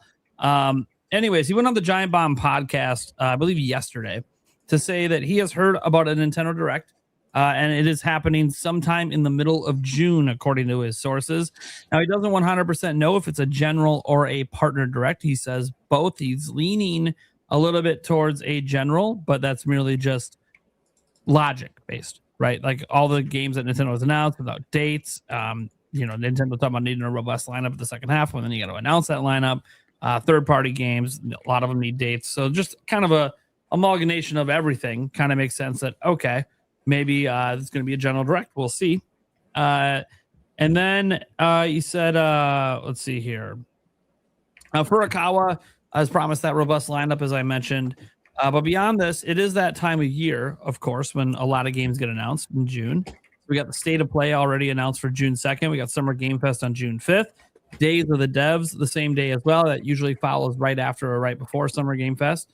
We have the Xbox Showcase as well as already scheduled for the 7th. So obviously you're seeing the only platform holder without a showcase at the moment is Nintendo, although they do typically show up in June outside of 2023 and 2020 during the Switch era. And then, PC Gaming Showcase as well is going to be happening too. I forgot to mention that. And there'll be like a bunch of indie showcases. I don't have them all written down right now. I'll probably be live streaming a lot of them, but we'll see. They're usually like all day streaming events because there's just it's like back to back events. It just keeps going all day. It's a lot of fun, to be honest, but very hectic for about a 4-day period. Anyways, also to add to this as well, Nintendo is the first company announced to be attending Gamescom this year. Gamescom themselves were the ones that actually came out and said they're the first company to like commit to Gamescom, which is interesting. They usually never commit to Gamescom this early. They don't go to Gamescom every year. They only go when they have a reason, and the reason is usually because it's something they want to show off, something they're pushing, something they're marketing. So there's something we don't know about that at least don't know about officially. Maybe it's just Ocarina of Time remake. We don't know. That they really want to make sure media and fans get to go hands-on, probably both at Gamescom and PAX West, which is like literally the following weekend right after. Yeah, and they had the same, when it was Air Ride, it was like the same demos and same setup. It was literally they transported it. So yeah, there was a couple different games between the two if you got to go to the behind-the-scenes thing with Nintendo, but yeah, it's one of those things that we'll see. Obviously, you guys know the Nintenbyte Podcast crew is going to PAX West. FVLAM, you going back this year? Yes, sir. I'm gonna. Yeah. I'll hold what else I'm trying to do there, but until it gets confirmed. But yeah, I'm doing some cool stuff. That's all I'll say. That's awesome. Yeah. So we're looking to do there. I mean, nope. Keep my mouth shut. Got to keep some surprises just in case something goes down. Got to keep some surprises. Mm-hmm. That said, I am obviously, looking at all of this. We get to Nintendo usually slots things if they have directs in June after everyone else is gone. So the big thing is like, do we think a direct is even coming next month? Is Jeff Grubb just full of shit, or does he know something? Now, notably, Nate the Hate said he will comment on what Jeff Grubb said on his next podcast episode, which he said will be later this week. So I'm assuming Friday. That also isn't Nate the Hate denying this. Interesting. Nate the Hate also clarified last week in a tweet that when he was talking about a direct back during his March podcast in June, he was speaking from having already heard about a direct happening in June, all the way back then. But he kind of just left it vague because it was so far away. Who knows? Things could change. So he kind of opened it to interpretation. This whole time I was under the impression that he was just saying there wouldn't be one until June or later just to be safe. In reality, no, he had actually heard rumblings back then about a June one. And obviously now here we are pretty close to June. So now he's gonna say something. Of course, you always worry if Nate the Hate says something, is Nintendo going to move things around? I don't know. Right. Be more careful what he says this time. Maybe he'll just say if it's a partner or a general and give no timing. I don't know. Maybe he won't even say the month of June. I have no idea what Nate the Hate's got cooking, but probably some predictions, I assume, tossed in there if he truly believes it's happening. That being said, obviously, when do we think it's happening? Coming next month? Why or why not? And when is it going to happen next month? And then what does this direct, if it does happen, need to be for Nintendo at this stage of Switch 2's life? You can feel free to toss in some predictions if you want. You don't have to go crazy because if it does happen, we'll end up doing a direct bingo anyways. But yeah, what are your guys' general thoughts on this? Jeff Grubb, do we think it's happening? If it is, what do we want to happen? Who wants to go? Let's go with gosh, who's chomping at the bits here? You know, I just saw her eyebrows go up. Tabby. I knew it was coming. Well, I mean, you gave me the eyebrow shift. I'm like, okay. Raising your hand. I should have done a wink. No, I think we're due a direct in June. It's been September. This is one of the longest we've gone without having a direct. I kind of looked it up the other day. I think they said 176 days was the longest, and that was in 2017. So this is a pretty long time. We need something that gives us dates for releases that they promised us last year, and we're not seeing yet. Fire Emblem Fortune's Weave being one of them, and that's a hill I'm dying on right now.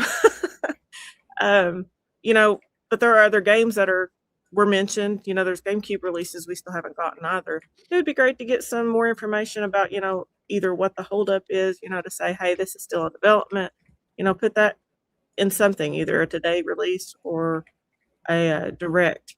Did I read something on Nate the Hates thing saying he didn't say that it would be a Nintendo Direct or a Partners Direct, but he would clarify that later? Yeah, he has not clarified it at all. He doesn't. Okay. Last I could have swore the word at the time was he didn't know. Okay. I thought I heard him tease, but that's, yeah. But yeah, as far as all that goes, I don't have a specific prediction for games or anything. I do feel like, you know, it's almost a year since the Switch 2 came out. So I think something's in play here, at least to celebrate that. That's it. Okay. Everybody got quiet. I didn't know if there was like more. I'm like, I should leave it on a cliffhanger or what's happening? Okay. Spoiler alert later. No, I'm joking. Oh, jeez. All right, Sandstorm. ThunderStash, Sandstorm. Oh man, we got weather up in here. We're dropping the album soon. There it is. Shit. I do think it's happening. I definitely think that we will be getting a direct very soon. When it will happen, I actually think it's going to be in the first couple weeks. So I'm the only person who really, like, I don't know, calls this stuff out.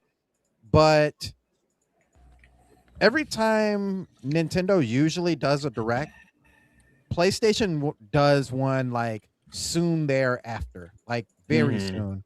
And they've already announced that they're doing a state of play like weeks in advance. So I'm assuming that there's going to be somewhere in there. I know they're two different companies, but I think usually when Sony like shows its hand, it's because they like where there's smoke, there's fire, and they're like, we got to get there first, you know? So I definitely think that there's going to be a direct. I think it's going to be like an actual direct, especially because it's what we like to dub the month of video game trailers, or second Christmas, if you would. So I think this is like the perfect time. We're getting to the end of, like Tabby said, there's games out there that we still don't have release dates for. We're also getting to the end of what the direct showed off of games that were announced that had release dates. So we don't really see too much on the horizon as far as the direct itself. We already know about Star Fox and everything, but that's at the end of June. So with that being said, I think it's about time for that Mario to show face, even if it's not this year. No, everybody's all about the whole GTA 6 and, you know, Mario can't show his face when GTA 6 shows up type thing, but that's neither here nor there to me. I don't personally think Nintendo cares about that, but whatever. But what I do think is, I think Rockstar's time is finally now. Now is the time to finally show yourself with the Nintendo community. Obviously, it's not going to be GTA 6, but I do think now is the time for Red Dead Redemption 2 to show face and show that there is support coming for Nintendo, even if even if or if not, GTA 6 shows up on the Switch too, which I believe that it very well could. Now, I also think that's next year, but that's also, again, neither here nor there. I think that we will get some of the other titles. Expedition 33, I know that's talked about a gajillion times and beaten to death to the floor. I think it's finally that time for that to be shown off as well.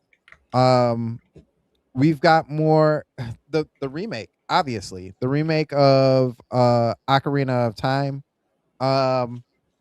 I'm still hoping. I know me and Stash are on this boat. I'm gonna ride this boat till it sinks like the Titanic. But I'm still hoping that it is Ocarina of Time with Majora's Mask as one big game. That's all I want. That's all I care about. Let me go down into the Majora's Mask world like we went down into the depths, and it just be a completely separate but together game. I would love that.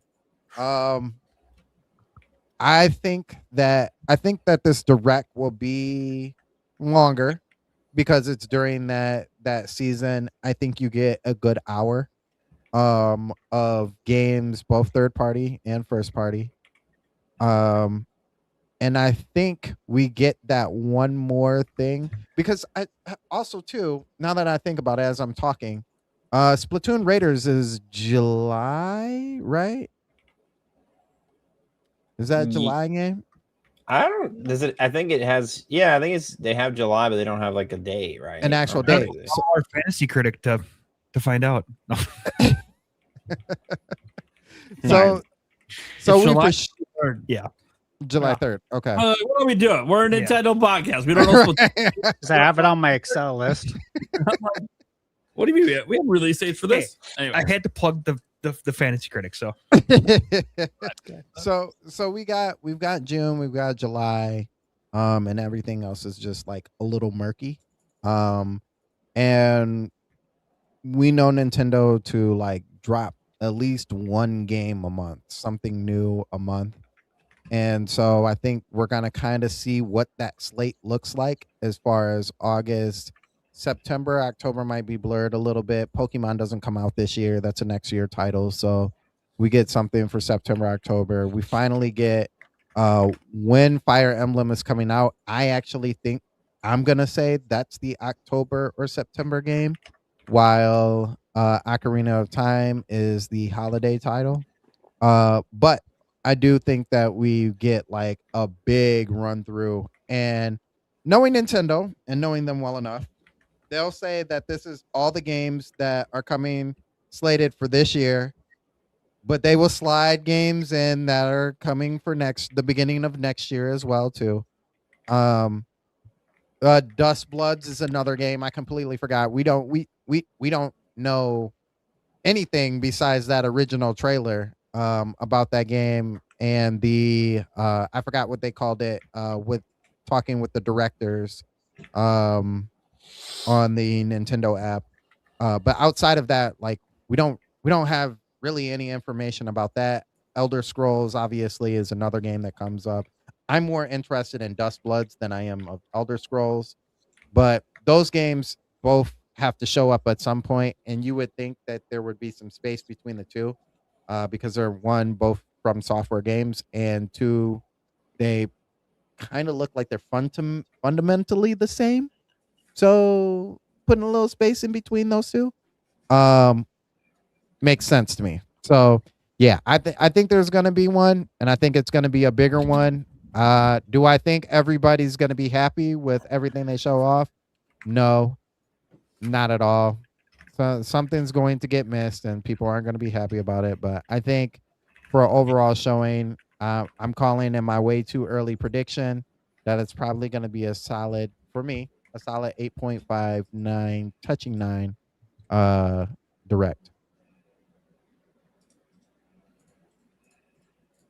Damn. You heard it here first. I mean, I'm just saying. Damn. Hell yeah. FVLAM, who's moving? Yeah, I mean, I don't know. Maybe this is a bit of a pessimistic take, but I think this is actually a stand-in year for Nintendo. I think the Direct is going to be, I think it's going to have plenty of things to talk about, but I think we get more of the remakes and the remasters, and the heavy hitters are saved for next year. I think we get like the Ocarina of Times, we get that kind of stuff. I think, and then into next year is when we start seeing 3D Mario, maybe even the potential Smash Bros, all that kind of stuff. But I think they use the closing of this year to still give us really heavy hitters. Don't get me wrong. Ocarina of Time remake is like stupid good. It's like, whoa, that's a crazy game to drop, right?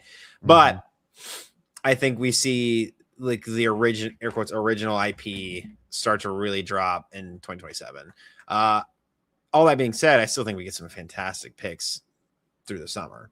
And there's probably things that we haven't even thought about. Like maybe there's a new Pikmin type game, or maybe there's like something that's like, I don't want to say like lesser than, but something that's not the main first party thing that you typically think of, you know? So I know that was kind of very vague, but I do think I think we're kind of in a transition, and I think things are leading towards a big 2027, especially with Pokemon, when new waves coming out. Then we also got, you know, I mean, we've rumored for forever that we're having this 3D Mario. It's on the horizon. It's on the horizon. And then we talked about, wasn't there some sort of post the other day about Sakurai working on Smash or something like that? Or what happened I thought I saw a post being like an interview where they were talking about how like Sakurai was like, oh yeah, I was working on this, but now I'm working on something else for Nintendo. I don't know. I have to look it up. I have to go find it. But I was like, oh, I think it kind of solidifies to me. We're gonna have a bigger 2027 than it is gonna be 2026. So I mean, they have a June Direct every year. I think the only year they didn't have that was COVID, and that was like, and I think the year that maybe they did do a June Direct, it was like a partner Direct. It was a small one. So, but I think yeah, it's our big E3, not E3 time of the year, right? So, no, that's where I'm at. I think we get some cool stuff, but I don't think we get anything crazy until next year. Okay, Eric. I am unmuted. All right. Man, at some point there's got to be a Direct, right? I mean, right. I mean, I guess you throw it out there saying it's going to be every month. Eventually, it's going to happen. But broken clock's right twice a day, right? Right. I mean, I'm not saying that that's what they're doing, obviously, but it sure as hell feels like a Direct is coming. We got so many big games, even just announced, but we don't know anything about, that they need to show off more for. It just feels like the right time for it to happen. Yeah, I mean, what else is there? Sorry, I missed half of the lead up. Hey, you know what? We're such a professional We outlet are. over here. Our co-host don't even know what the fuck we're talking about. Got it. Yeah, it says Mr. One who tried to skip me during my topic. To be fair, I had plenty of reason to assume you already went, but I was leading the topic. I should have told you to lead. No, I'm kidding. I'm joking. it is your topic. It's true. Yeah. So, I don't know. I got nothing else. I don't. No,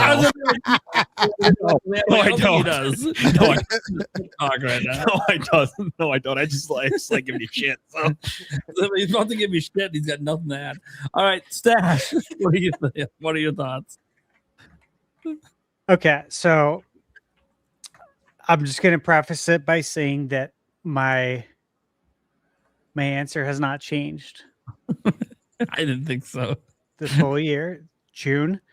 Now, look, guys, you touched on it a little bit, FVLAM. I had this written out, okay? I don't want you to think I'm stealing from you, but steal my shit. I don't care. Go for it. Okay, so let me start from 2012. We got two Nintendo Directs in June. 2013, 14. 2015, we got 3 in June. No Direct in 2016. 17, 18, 19, 20, 21, 22, 23, 24, 25. We got Nintendo Direct in June. Damn. So since 2012, okay, we've had a Nintendo Direct in June all but once. And that was in 2016. What was going on in 2016? We're releasing the NES Classic Edition because Nintendo didn't have anything to put out. Because it was the Wii U era. Yeah, the system was dead, and it was transitioning to. They did have a blowout in June. It was just for Breath of the Wild. Right. Yeah, they just don't list it as a direct, but yeah. So there you go, guys. They've had one every single year. Some years they've had 2 or 3 in June. Why are we questioning it? Why do we need anyone to tell us? Anybody, any insider? Like I'm just trying to be frank with everybody. Why do you need anyone to tell you that this is going to happen again? We know when the lightning strikes. If this is Back to the Future, we have the flyer. Lightning's going to strike at 10:32 p.m. on Saturday night. We know what's going to happen. We've seen this play out. We know the future, guys. We came from it. We already know what's going to happen. Okay, so that's just historical data, okay? If you need more convincing, right? I mean, if you've looked at the release calendar, which, look, I've had a habit of looking at the release calendar since the internet came out. And before then, I was looking at magazines. But again, we really didn't have hard release dates back in the day. The point is that I know what release calendars and release schedules look like. For some reason, I've talked about this with a few other friends that review games on YouTube. And for some reason, the second half of the year is very empty. And we can all say, well, it's the GTA effect. Well, it's not really, because GTA has a release date. Okay. And it's in November. So if you want to avoid them, I guess don't release your game in November if that's what you want to do. But I'm talking about June, July, August, September, October, December. It's so barren right now. And again, I have my Excel list with everything I'm interested in playing. And I know about a lot of games, typically, that not everyone's paying attention to. And my list is barren. So if my list is barren, how could anyone else's list have games? You see what I'm saying? So we have to have this. It is a necessity. This is the Nintendo Switch 2's, first full calendar year. You need to announce games that are going to get people excited for Nintendo Switch 2 to want to ask for it for their birthdays, for Christmas, for Hanukkah, for Kwanzaa, all the other holidays. But for real, like, you got to get people excited. We need updates on a lot of games. Look, Summer Game Fest is very much still, it's the spirit of E3. Mm-hmm. This will always be E3 season, right? Mm-hmm. I don't think that's ever going to change, because this is what's worked. This is why every year everyone does their blowouts in June.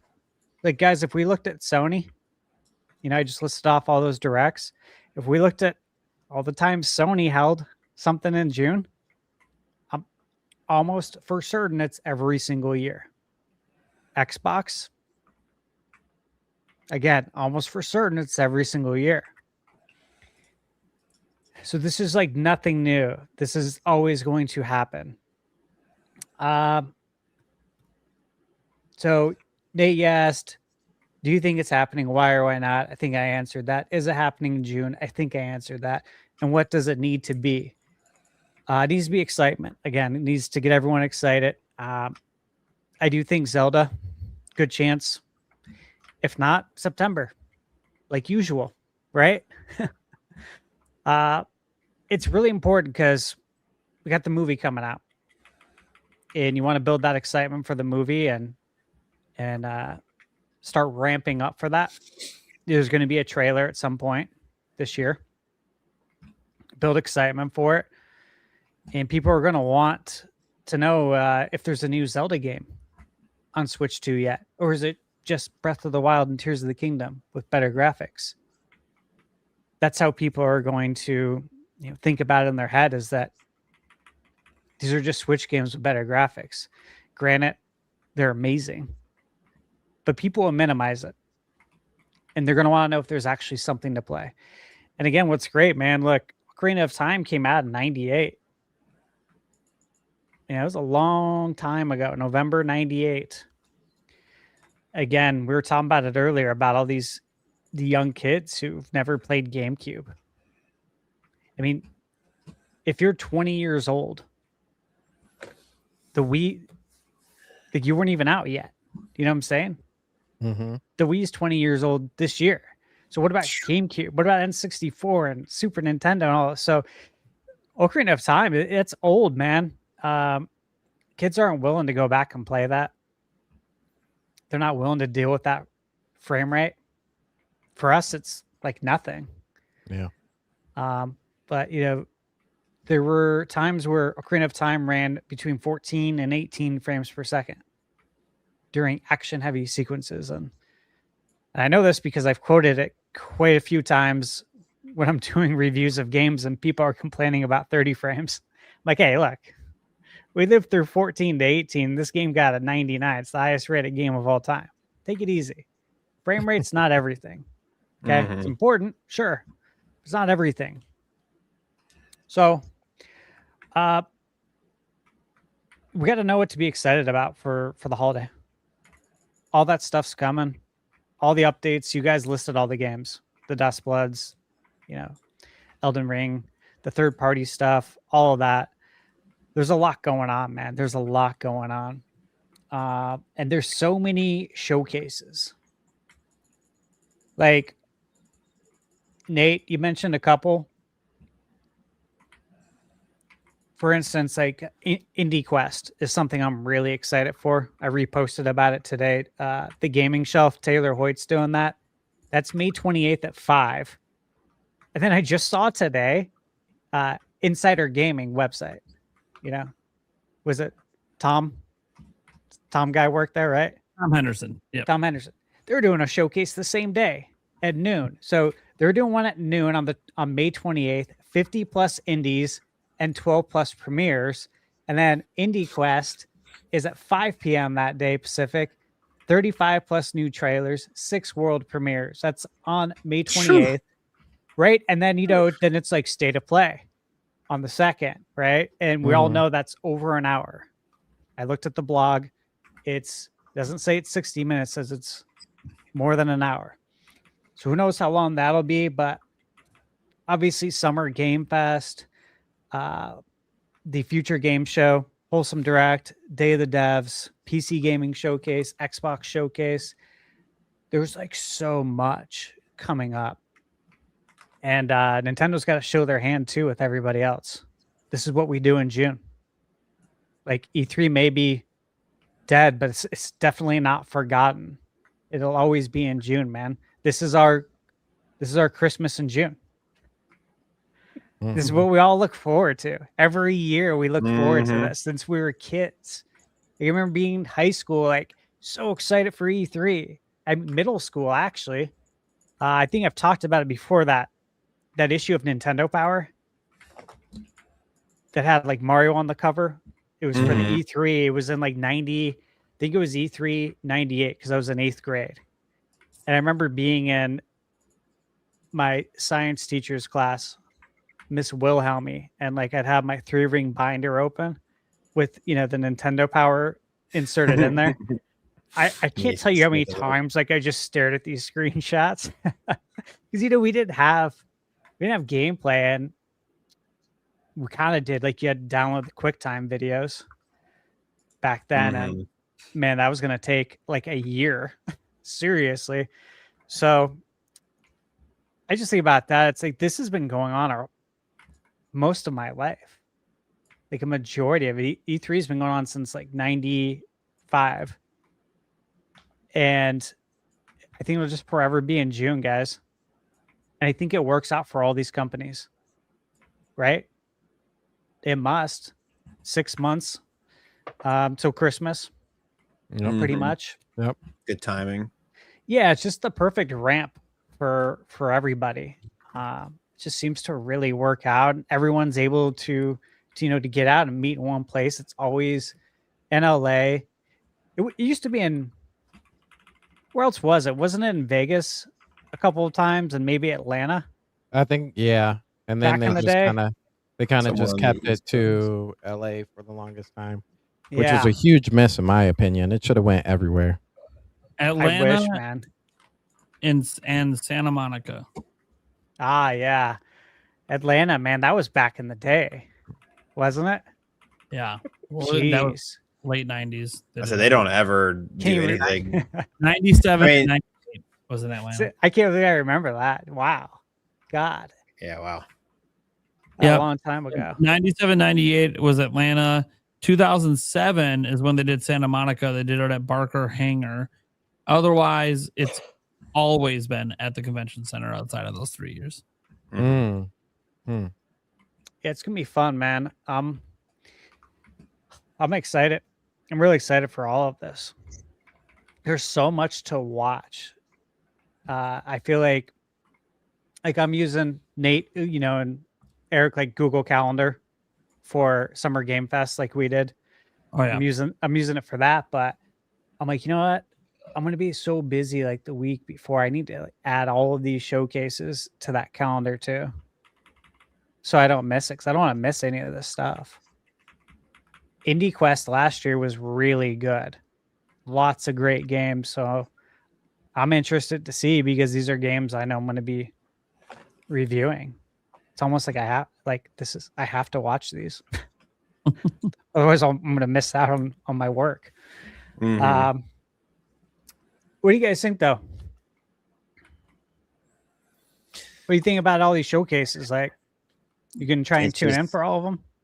It's just that time of the year again, man. Oh, It's just yeah. that time of the year. Absolutely. So, I mean, my plan is always to stream a majority of them. Doesn't always work out the way that I'd like it to, because it's always like the first week that my kids are out of school. It's always that week every single time. So it's just like really, really hectic that week. But I try to make it and stream them all. Next week, I was on the fence with Indie Quest. You saying that it was really good last year makes me maybe want to consider reacting to it. We'll see. But for sure, the June stuff, I plan to react to the State of Play, the Xbox Showcase, obviously Summer Game Fest. Those are like the three big. Obviously, I'll be reacting to that. The indie stuff is just going to be me talking to my wife and being like, all right, what block of time can I have to stream? Because I'm not going to do anything else if I'm working. Let's just be frank. There's events I want to watch. Yeah. So it's about, what time can I get? So which one of the indie showcases and all that I'll get to live stream, I don't know, but I'm going to try to stream as many of them I can, guys, just like as if it was Prime Gaming Fest, but it's not. That being said, look, it is E3 Christmas, man. I mean, it's been Gamer Christmas as far back as I don't want to say as far back as I can remember, but as far back as I cared to remember as a kid. You get to 95 and at that point, you got that going on. You got the Wizard stuff happening, making you really into game. Project Reality. So there's so much crazy stuff. I remember the Space World, hearing about that stuff. Yeah, it's the best.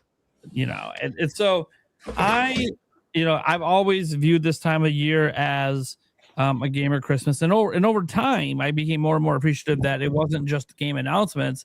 A lot of times people got to go hands-on with the games right after, and then you get literally same day, next day hands-on previews, usually just articles online, but obviously as time moved on we got videos and everything as well. And so that started becoming just as big a deal to me as the actual game announcements, because we get to go hands-on. That makes me want to go to E3 even more. Obviously I was fortunate in my life to go to E3 a handful of times, but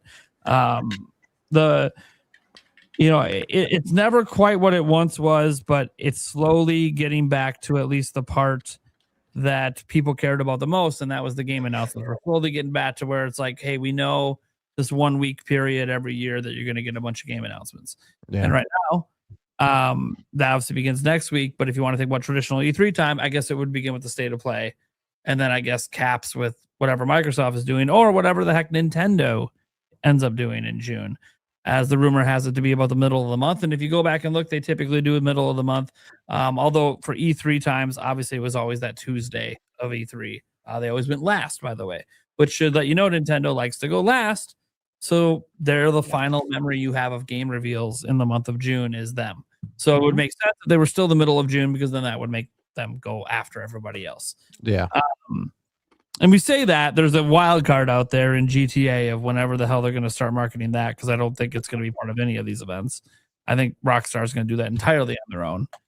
And I think they might start that in June. So that is kind of a caveat that I think that marketing event is also going to happen in June. And so, you know, whether Nintendo found out when that is so they can maybe avoid it, because last thing you want to do is have a direct the same day GTA trailer 3 is dropping. Yeah. Unless Switch 2's in that trailer, you don't want to be that same day. Probably not even the same week, if you're completely honest. So I'm sure Nintendo's navigating that as well, trying to figure out the best timing and talking to their partners to be like, hey, we just want to know when we want to time our event. So yeah, I do think Nintendo's doing a direct, clearly. I mean, the reason that people worry is because we haven't had one since September, which is unusual, but not unheard of. We don't get one every February, March, April, although we typically do in the past. In terms of June directs, there's been a couple where we didn't get anything, like 2020, obviously because of COVID. And I believe 2023 didn't have a general direct where there was like some other event that happened that year. Either way, it's pretty common that June and September are like the times. September for sure, they like always do September, which makes sense. It's right before the holidays. They would have to have no plans for the holidays to not do a direct then. So, yeah, I think there will be a general Nintendo Direct, just because we've said it for a while. It feels like they need one. They keep getting away with doing different marketing, which is individual announcements. Nintendo today, they did it with Star Fox, of course. And I think that can work. And I think the views on the trailers and stuff are showing that this kind of marketing they're doing is working. This is why we had that brief discussion a couple episodes back about how, you know, does Nintendo really need directs for their stuff? Because they're actually seeing quite a lot of success without them.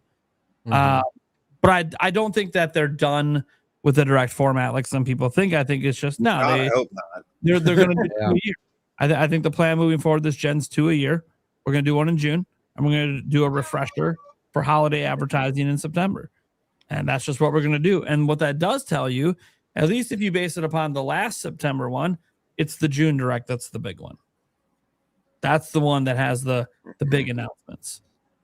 September's more of a refresher, advertise, maybe tease you one game for next year. That's what you're going to get. So I do think we're going in June. I think this one, I think Switch 2 is in a very different spot than I felt a couple months ago. So a couple months ago, before Pocopia came out, there was a lot of, and Nintendo really needs a direct. They really need to get their fan base excited. The momentum of the system is kind of slowed down a bit. You know, obviously we're hearing, you know, murmurs out there about Nintendo maybe talking about price increases eventually, which is coming. But I think right now Nintendo has actually kind of turned things around a little bit since then. Obviously Pocopia came out, was a big hit. Tamagotchi Life, big hit for them. But setting that aside, they just had Yoshi come out and get the highest review score that franchise has had in quite some time. Really interesting to see that review quite highly. Star Fox came out, and look at the views on the trailers, dude. They have more views on the trailers than I think Star Fox has ever sold combined. If you combine the sales of the whole franchise, I don't think it passes the views on the trailer. Like, damn, people seem to be pretty damn hyped for Star Fox, or at least wanting to turn in because maybe they think the graphics are divisive. I don't know. Whatever the case is that's making people want to tune in and check out that Star Fox trailer, they're doing it. So I think that Nintendo is definitely going to have this big direct. I think what it needs to do is this needs to be the direct that obviously does the marketing thing and advertises their big games. Obviously, we talk about Ocarina of Time Remake and other things that they could announce, but I think it just needs to be a warm hug. It needs to be a reassurance direct. Like, you don't gotta blow your load for 2027. You don't gotta show me the 3D Mario. You don't gotta show me the next big 3D Zelda game. You don't have to, you know, give all the show me Smash and all this stuff. Like, especially if this stuff isn't coming this year, you don't necessarily need to show it. It would be cool to have maybe 3D Mario teased, I would say, just so people have it as the movie's coming out now to buy on DVD and all that. Like, hey, we're not done with Mario. There's more Mario coming next year. It would be cool if they did decide to do that as like a teaser to make this really big. But I think that it's just a reassurance one means, you know, we get dates for everything already announced. So Dust Bloods and Fire Emblem, right? Those are the ones we don't have dates for yet. So we get dates for those and new looks, and we finally know our questions are answered on Dust Bloods, hopefully in a positive way. And obviously we just Fire Emblem continues to look fire and looks great. Obviously you can get Tomb Raiders and updates and stuff like that. I think Ocarina of Time remake, if it is this year, obviously has to be there.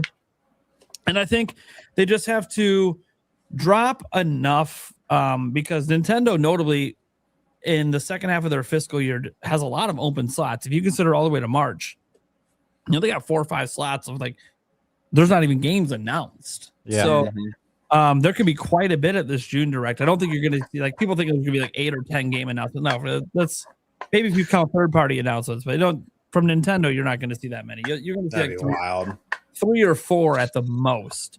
2 is what I expect to see, like brand new. But there could be Switch 2 editions and other things there. So we just need to leave the Direct feeling good.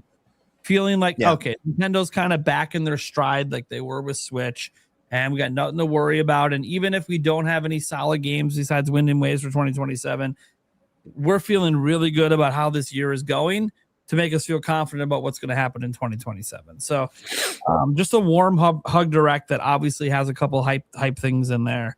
And third party wise, we just need dates. We just get dates for everything. Yeah. Like, can we get the Lego Batman date for Switch 2? That'd be great. Can we get the 007 First Light date for Switch 2? That would be great. Can we get Elden Ring's date? That would be great. Can we, obviously, I talked about Dust Blood, but can we get any of these third-party games that just recently got announced for Switch 2 and don't have dates? Like, can we just get some dates? And I know a lot of these companies, the reason we don't have dates is because of Grand Theft Auto. At least I assume it has to be because of GTA. Because I've never seen, I don't remember the last time I entered, or we're entering the month of June, and we know about a bunch of 2026 games and we don't have dates. It's really weird if you think about how many, like, you know how many games you know about, guys? Just go look again. Shout out our Fantasy Critic. Go look out at my team on Fantasy Critic. A bunch of those games are confirmed to come out this year.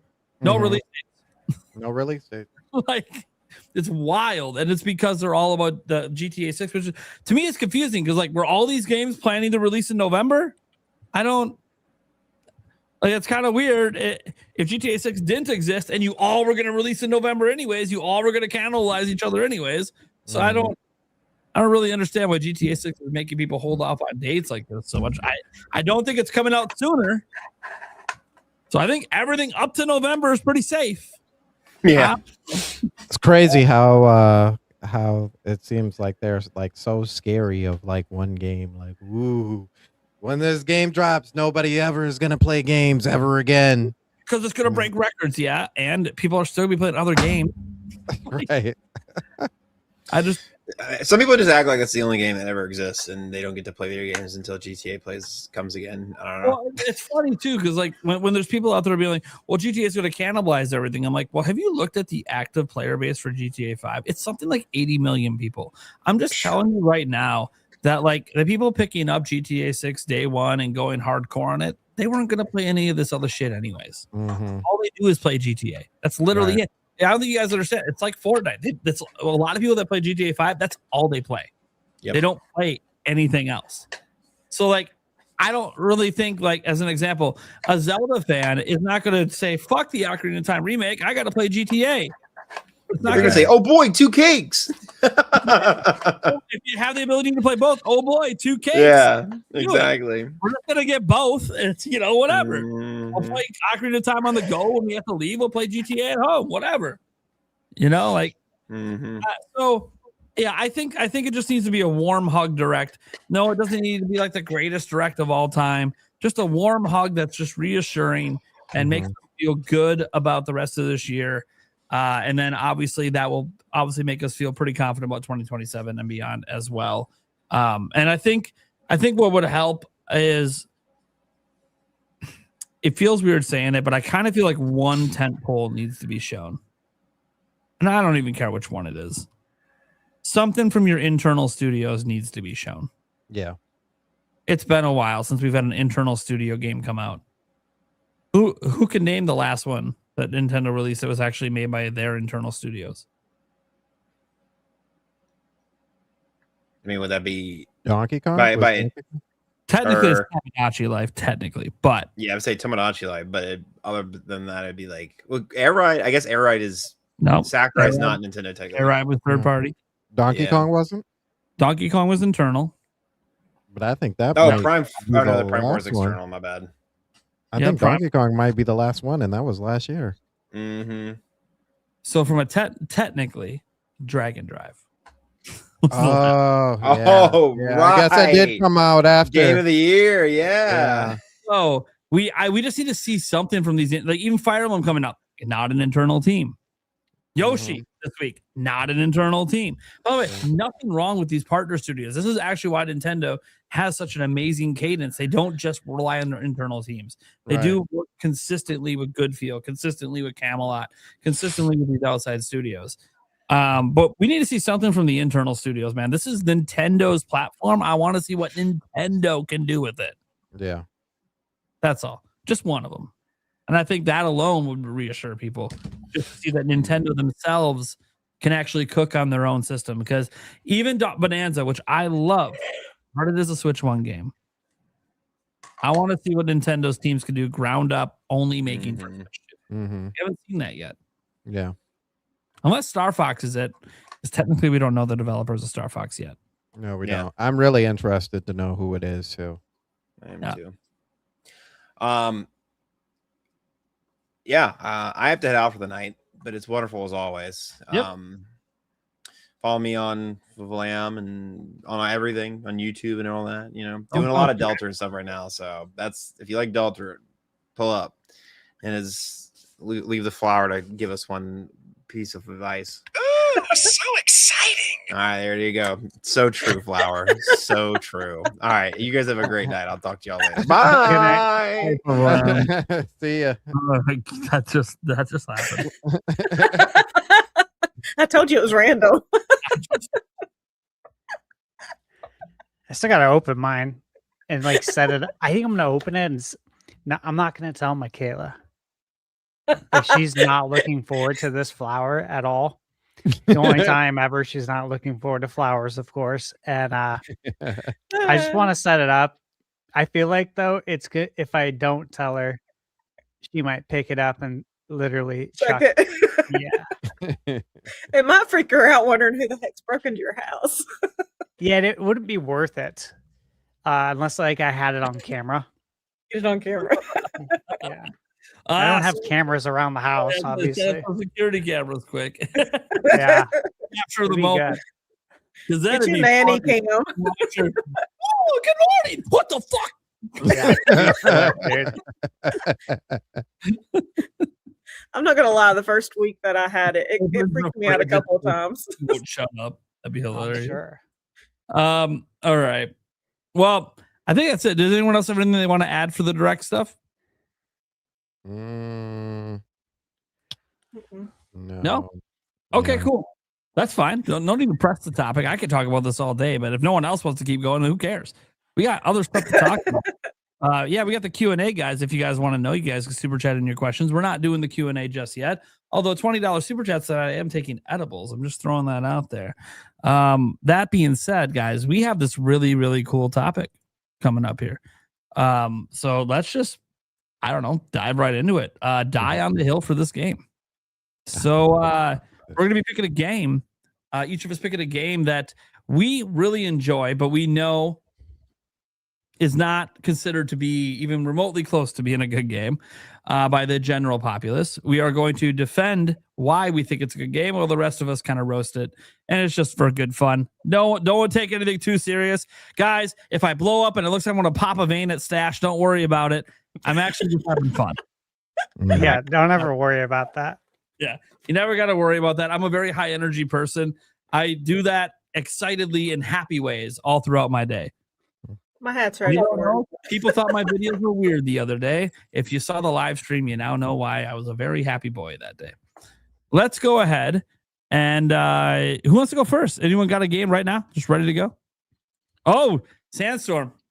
Jumping in the deep end. Boy, I'm ready to die on this hill. I am ready to die on this hill. Quest 64 is a great game. Oh, shit. Stash immediately.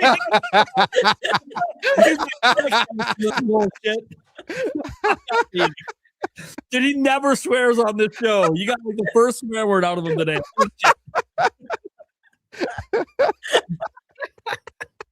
That was great. He's like, I'm not doing this. I'm not doing this. I fucking deal with this jackass picking fucking Quest 64. All right. Defend, buddy. Why is it a good game? Oh man, the music's okay. Understand. Yes, I know the sound clips horrifically in this game, but it has some of the best music to come out of that time. And two, it's one of the few games that are like big quote unquote open worlds of that time. We didn't really get that back in the day. Even Mario 64 had its open-endedness, but it was really Quest 64 before Ocarina of Time that really had the big open world. And I just love the RPG elements of the game. Earth, wind, fire, rock. Make your own. Make do. Strengthen what you want to strengthen.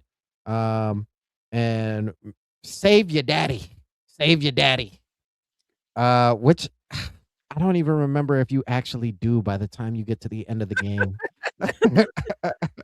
I don't remember actually either. Now that I think about it, I know I beat it. Yeah, I know you. I know the whole quest is about saving your daddy, but yeah. I don't think you actually do. I think you get to the end and you fight the last guy, who I do remember. I remember him, but I don't remember if you actually run into your dad at any point in time. Yeah, Steven's point. What's wrong with Quest 64? It's an amazing RPG of its time. That's where I sit. Yes, you do. The final scene, you do save your dad after. Okay. Okay. Brian saves the day, baby. That's the name of the protagonist, guys. Yes. Yeah. You can't tell me nothing on this game. There is a lot of horrible things about this game. I understand that, but it's still a great game. It's still a great game. Any game that you can pull up in the middle of a fight and just hit somebody with your staff like that exact noise. You walk up. It's not a full swing. It's just and they die. Amazing game. Amazing game, guys. Just to put this in perspective, this is this game came out in 1998. You could have just waited 4 months and played Ocarina of Time. I mean, you could have. you could have, but Quest 64 looked like a grain of sand. Learned how the wind feels for the first time. True, and these are all facts. But then you would have missed out on a fabulous audio clicking soundtrack. It is an amazing. I'm telling you, the soundtrack is absolutely amazing. The bosses are actually amazing. As a matter of fact, something I didn't know about all of the bosses, all of them are about greed or about power, except for one. And ironically, I use that as my in-game avatar name. It's Zels, Zelse. And he is the boss of wind, and he's the only one who doesn't care about power. He just wants to save his village. That's all he cares about. But when you fight Zeus, that guy is no hold. He's no hold. You got to run around in circles to dodge all his wind moves. If you get too close, he hits you with the slash. You're gone in one hit. Yeah, that's a beast right there. That's a beast. That's one of those games you have to get good and understand that this little hexagonal piece that is your movement space is all you get. You get that little piece, and the boss always gets a big piece, and you'll never run away. You'll never be able to escape. So you gotta get good. Oh, hot take. Quest 64 over Mario 64. I don't know if I'll go that far. I don't know if I'll go that far. But it is a great game. It is a great game. If you waited 4 months, you were waiting 4 months in agony because Quest 64 was so good. And I was telling you about how good it was. Oh, here we go. Okay. All right. The Quest 64 sucks. I don't know what the fuck you're talking about. I spent a lot of time with that game. It was fun. But then I experienced pretty much any other video game on the platform, and it was significantly better. It's way better. It's way better.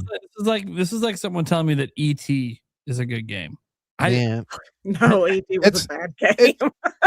It's funny too because I'm a music producer, so like clipping audio really bugs me. And you can hear the clicks and the sound of the music, and every time it's just like But had it not had any of the clicks, it would be amazing. It would be absolutely amazing. So if you just play the music online, it's amazing. Just don't play it in the game. Yeah, just don't play it in the game. Just don't play it in the game. Turn all audio off. And play in silence. It's okay. But I stand behind it. It's a great game. The only thing I got is Quest 64 was the only game on Blockbuster shelf I didn't rent. Wow. Sorry. You made a good choice. I never played it. Any other game is probably a better choice. I played everything they had but that. I will say this too. Superman 64 might have been a worse choice. The first time I heard the name Epona was actually in Quest 64 before Ocarina. Oh, here we go.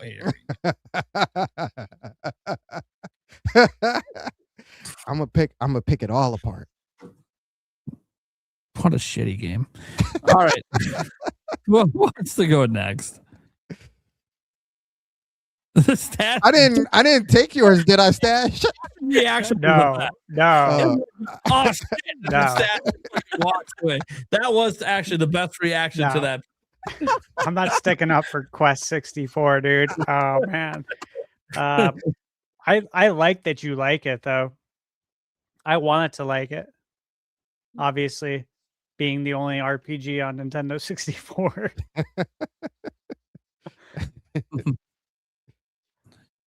All right. I'll break up here. Oh, here we go. Well, I don't know that I would die on this hill, but I disagree with everybody who says Super Mario Sunshine was not a good game. Oh, that's fair. It had easy playability. The new little technique with the water gun was a lot of fun. The characters were cute. It was very vibrant. I was never bored when I played the game, and I've played it a couple of times and replayed it, kind of waiting for it to come to GameCube. I still have my GameCube in my game, so I bought it day one, and I like it better than I like 64 Mario. Really? Ooh, I don't know if I go that. Yeah, and I played a lot of 64 Mario, so I really enjoyed Mario Sunshine. Sunshine is the only Mario game with him as a main character that I have not beaten because I lose interest really quick. I think it's because of the mechanics, honestly. But you liked Quest 64. Oh, yeah. Wow. I knew the shots were coming. I knew the shots were coming. Look, I knew the shots were coming. What you like to play, I think, isn't really relevant for this conversation. Oh, don't worry. I got more. Look, I like Sunshine, so it's hard for me to try to roast it, but I'll just say this. That's all you got is a Mario game? Luigi's game was better. There's not even a bad Mario game out there. Even Hotel Mario's fine. Mario is that one. Yeah, well, a lot of people didn't. I want to be very clear. I'm making some pretty obscure references that maybe like 10 people in the world have actually enjoyed. Mario's missing. Yeah, Mario's missing. Yeah. Mario's missing. Don't forget Mario's Time Machine. Oh, yeah. It's one of my favorite shirts too. It is sick as a shirt. Yeah. Okay. Who wants to go to? I just can't. I can't roast a Mario game. It is what it is. Yeah. Like, what do you want? Dude, it's Sunshine. I love Sunshine. This is what it is. I was going for the safe bet. Okay. Look, That's not fair. It's the black sheep of the 3D Marios. The problem is, it's Mario. So, like, being a black sheep of 3D Mario, yeah, like being an A tier game for like any other franchise.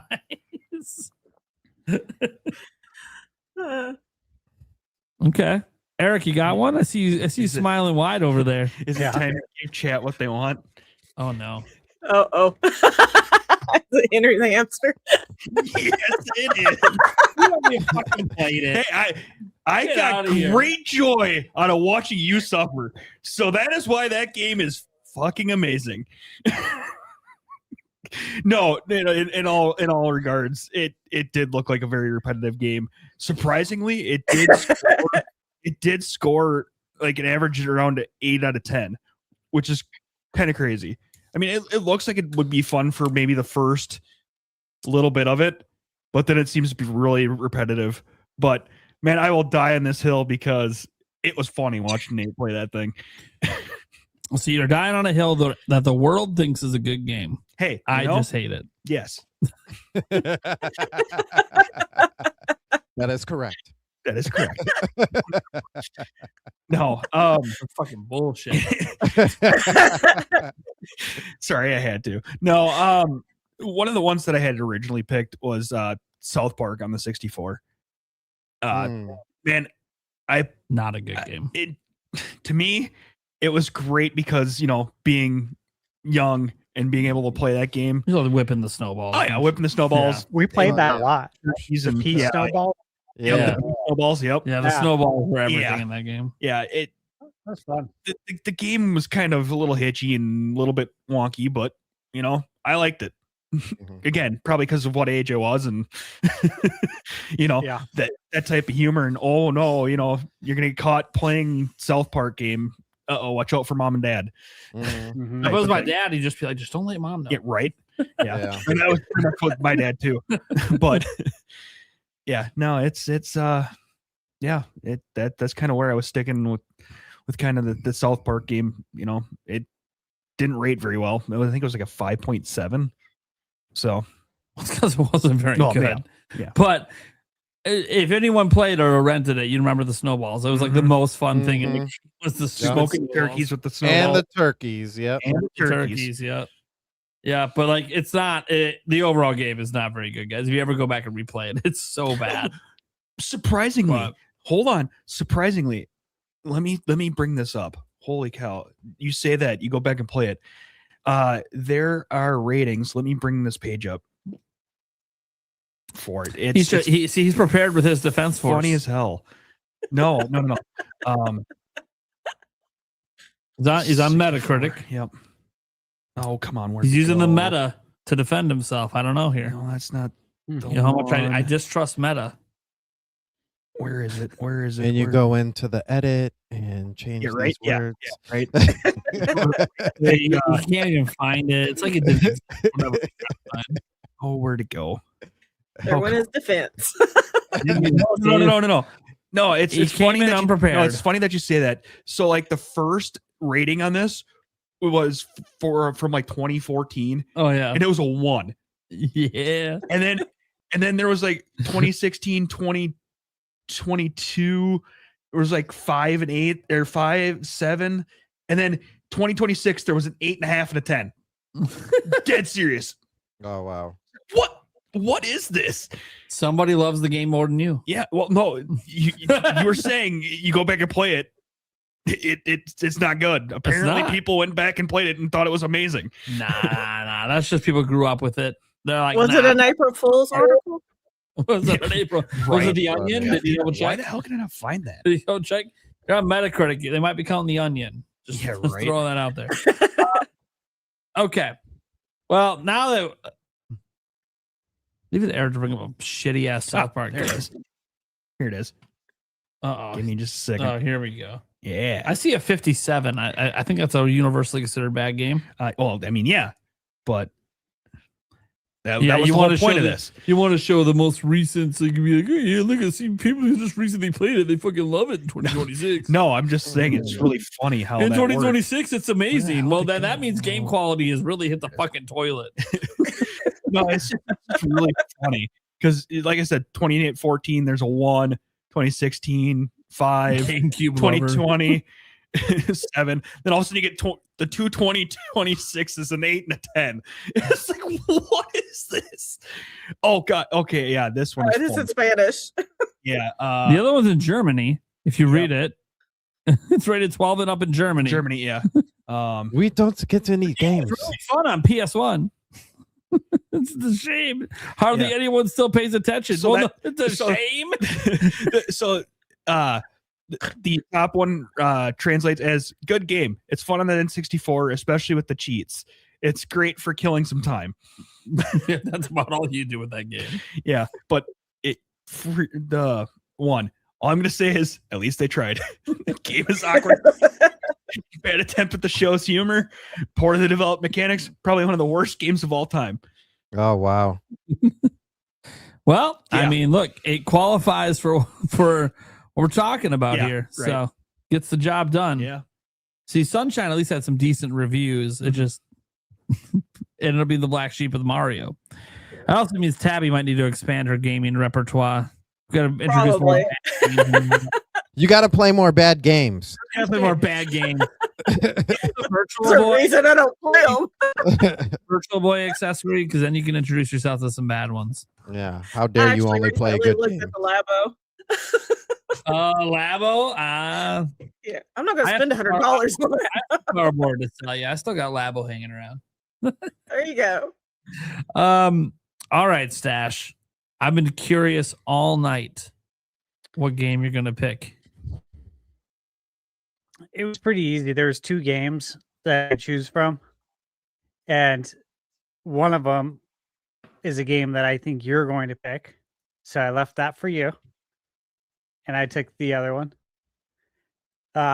Mine is Castlevania 2: Simon's Quest. That I mean, I know what you were gonna do. You think I'm gonna pick anyways? Okay. Yeah, an option Really? for you, obviously. I love this game. I love this game. Apparently, the majority of people do not like this game at all. What? In fact, a lot of people hate it because it's so cryptic. Nobody knows where to go. It's too hard. And obviously, it strayed from the formula of Castlevania 1. You know, it was Castlevania 1, Yeah. linear, classicvania.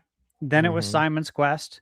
And then, of course, we had Castlevania 3, 4, Rondo of Blood, Bloodlines. They all went back to the same classicvania formula.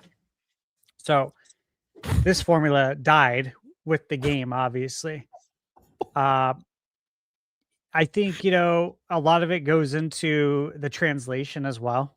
There's a lot of people who are very upset with the way the game was translated, and that added to the crypticness of it. I guess people were annoyed by the day-night cycle in the game, which, again, I'm like, this is so badass back in the day. There was no other game doing this, which I'll get into some of my points, and I've made these points before. But yeah, no other game during the NES era was doing a constant day-night cycle. And to my knowledge, no game did that for a very long time. Nothing on Super, Sega. I don't think 64, outside of maybe Animal Crossing in Japan. Mm-hmm. This is like that. This is in 1988 when Simon's Quest came out. And they were doing this on the NES. The game had open world exploration.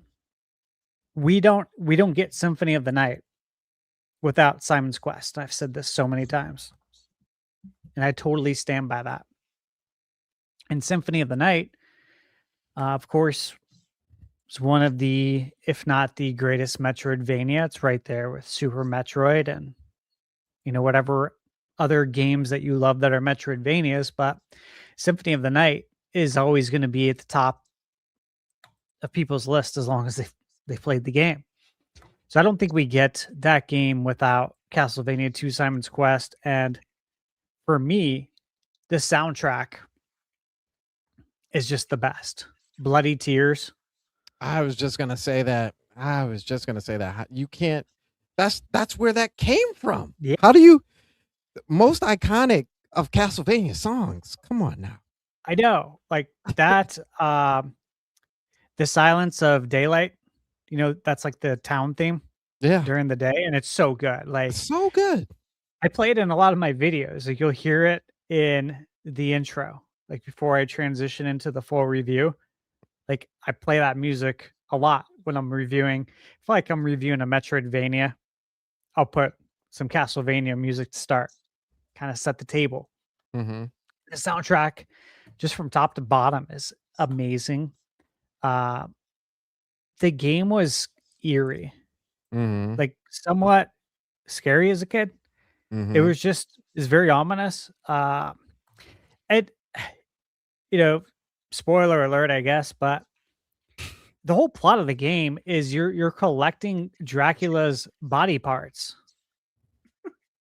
Like there's one of the first mansions. So you go to different mansions of Dracula's, right? They're not dungeons, they're not temples, they're called mansions. And the music in those levels are in the mansions are really good too. But they're obviously set up like you'd expect for a dungeon. And one of the first ones, you get Dracula's rib cage and you use it as your shield for the rest of the game. I'm like, this is so badass, dude. How could people not like this game? If you guys have ever seen the Nintendo Power cover, which I have it in my closet framed, of Castlevania 2 Simon's Quest, it literally shows Simon Belmont holding Dracula's head with blood coming down. And then parents complained to Nintendo, and they had to have all the stores take it off the shelf. So it's a very rare print because it was only on, I think, shelves for probably a week. I'd have to look into that again, but I have that magazine. Made sure to get that one. So there's just so many reasons why I absolutely love this game. And look, the NES, dude, that's what it was all about, though. Cryptic stuff, cryptic clues. I mean, look at Zelda. Look at Zelda 2. There's so many games that had super cryptic clues, and a lot of times it was because of translation from Japan to the US, and it wasn't exactly on purpose. But I've also read from developer interviews that sometimes these things were on purpose. Like they wanted you to get lost in the game because that increased the perceived value. It was like replay value, except you haven't beat the game yet. So like they wanted you to get lost and spend more time with the game. And a lot of games during the NES era employed that method in the same way that like arcade games employed the quarter munching methods. That was obviously by design. They want you to die a lot so they can make more money. And then it didn't translate as well to Nintendo or to consoles when arcade games came out. So yeah, guys, I don't know how you feel about this game. I very well can't trash it. I'm sorry. Dude, it was funny. Like when I went to review the classic Castlevania games, I looked on YouTube and I saw Angry Video Game Nerd had a video about Castlevania 2 Simon's Quest. And he absolutely hates this game with like every ounce. And I watched the video. I'm like, holy shit. I didn't know this. And this was a while ago. And then I start doing some research, and I've come to find out that most people hate this game. Wow. I had no idea. Yeah. All this time, like I always knew how people felt about Zelda 2, and it's fine. I always loved the game. I Mhm. never agreed.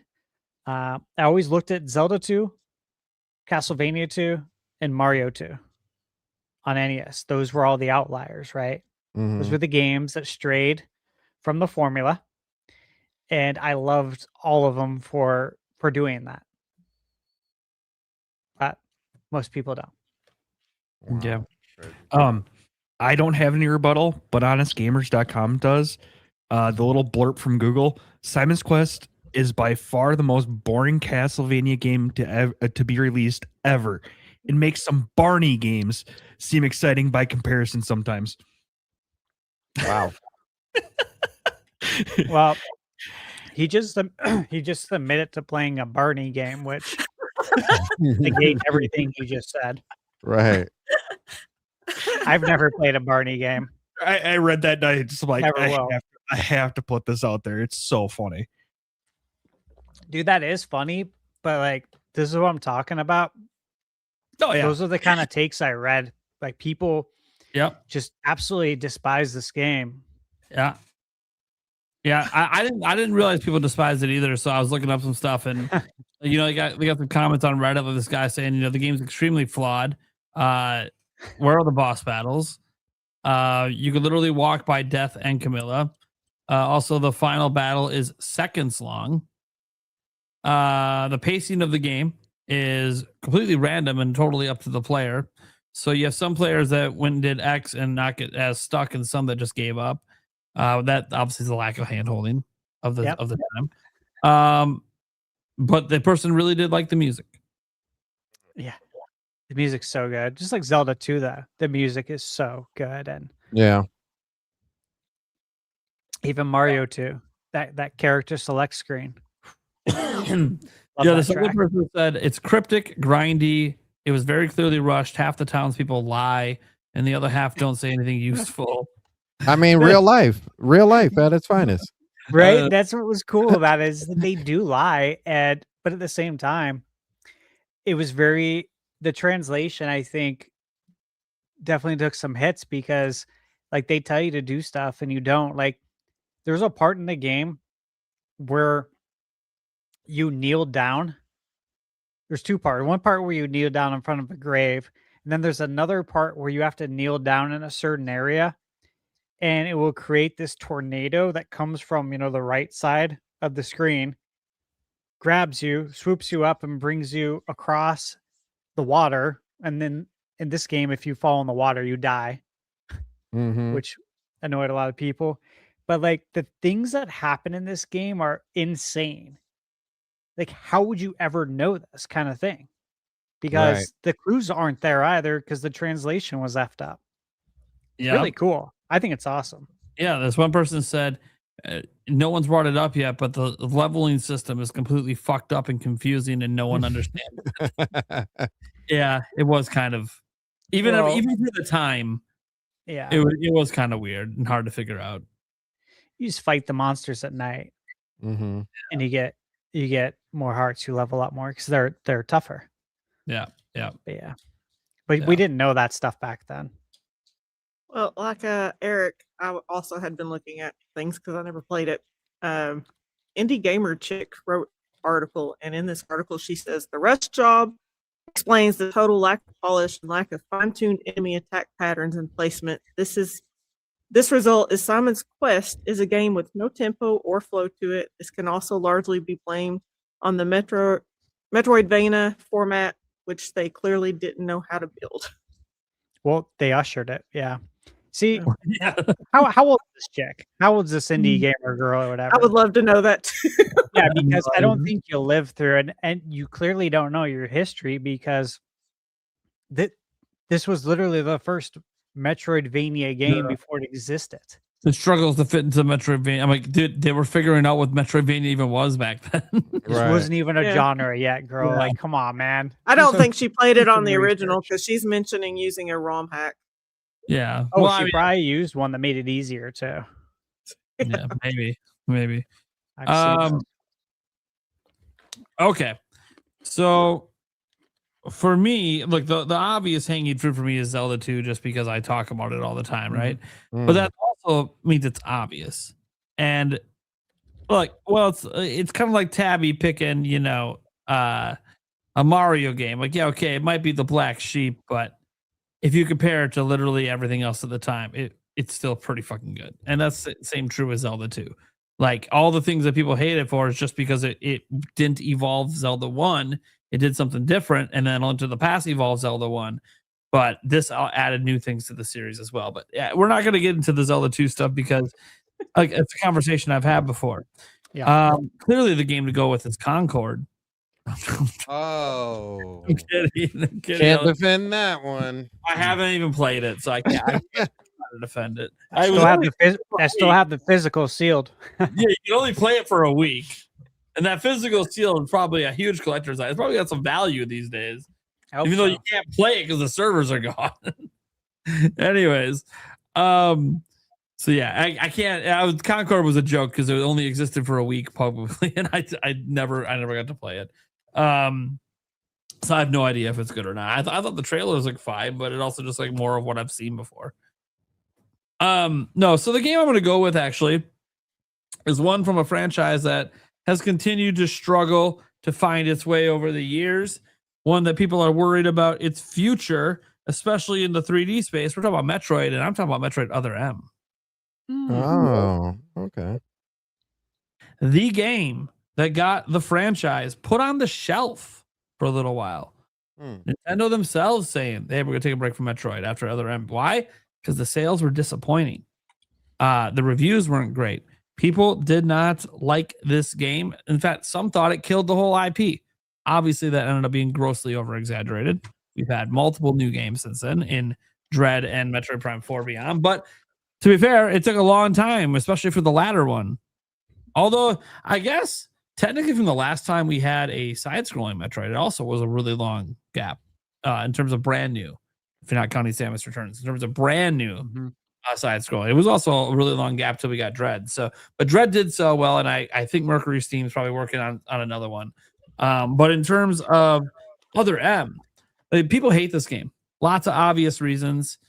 Some people don't feel like the game really knew what it was trying to be because it was trying to like merge what Prime did with the side scrolling and kind of have these two different gameplay perspectives. I actually love that.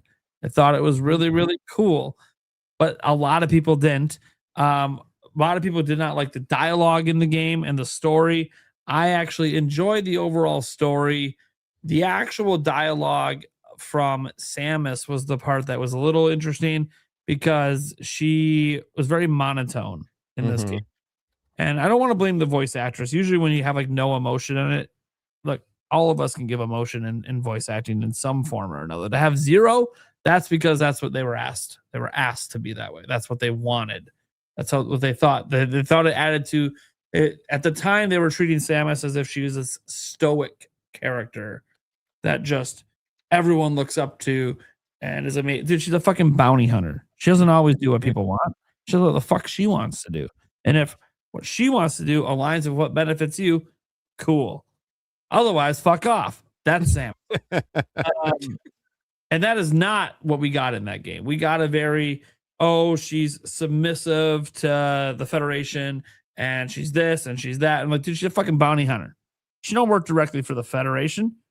She helps them out here and there, but when they hire her and pay her ass, she's a bounty hunter.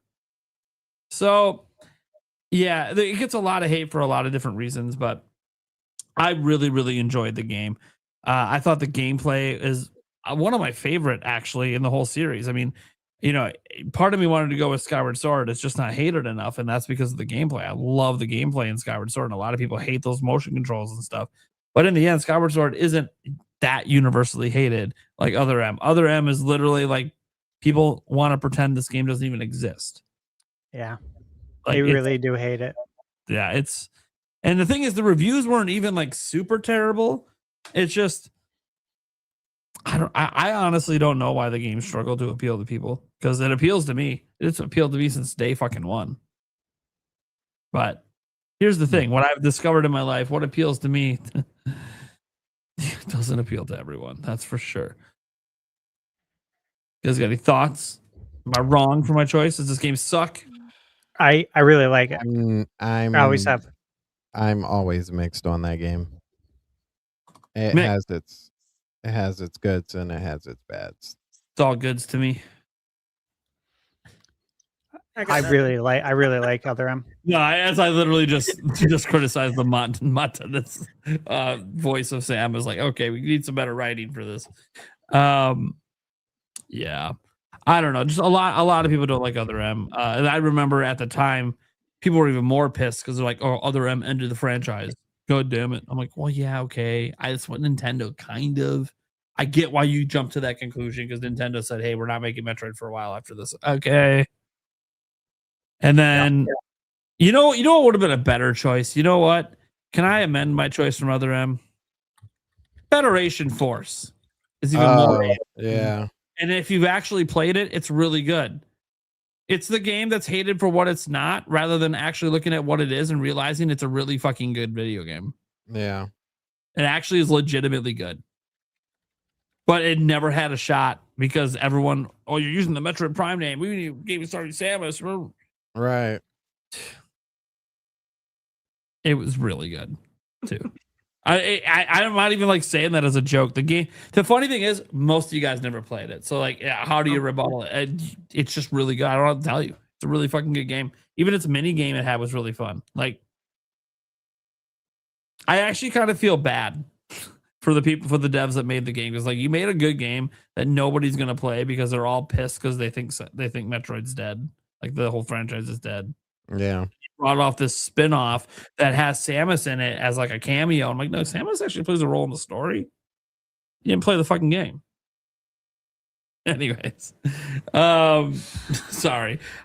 There's other ones I could have brought up. Like, look, at the bottom of my heart, I really wanted to defend Zelda CDI.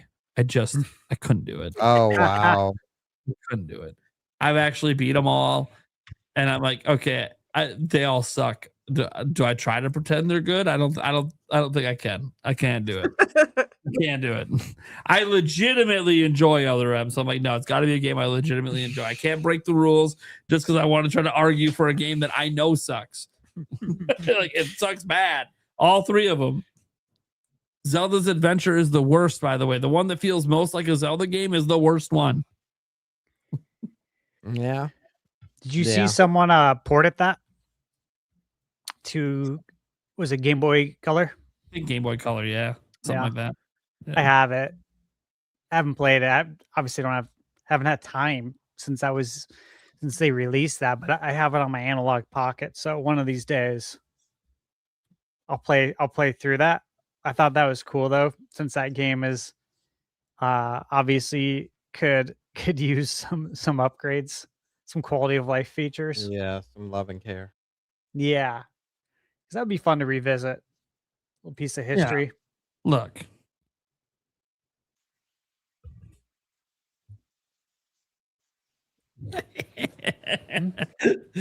Sorry, I'm like, I can't wait to bomb some of the dongos over here.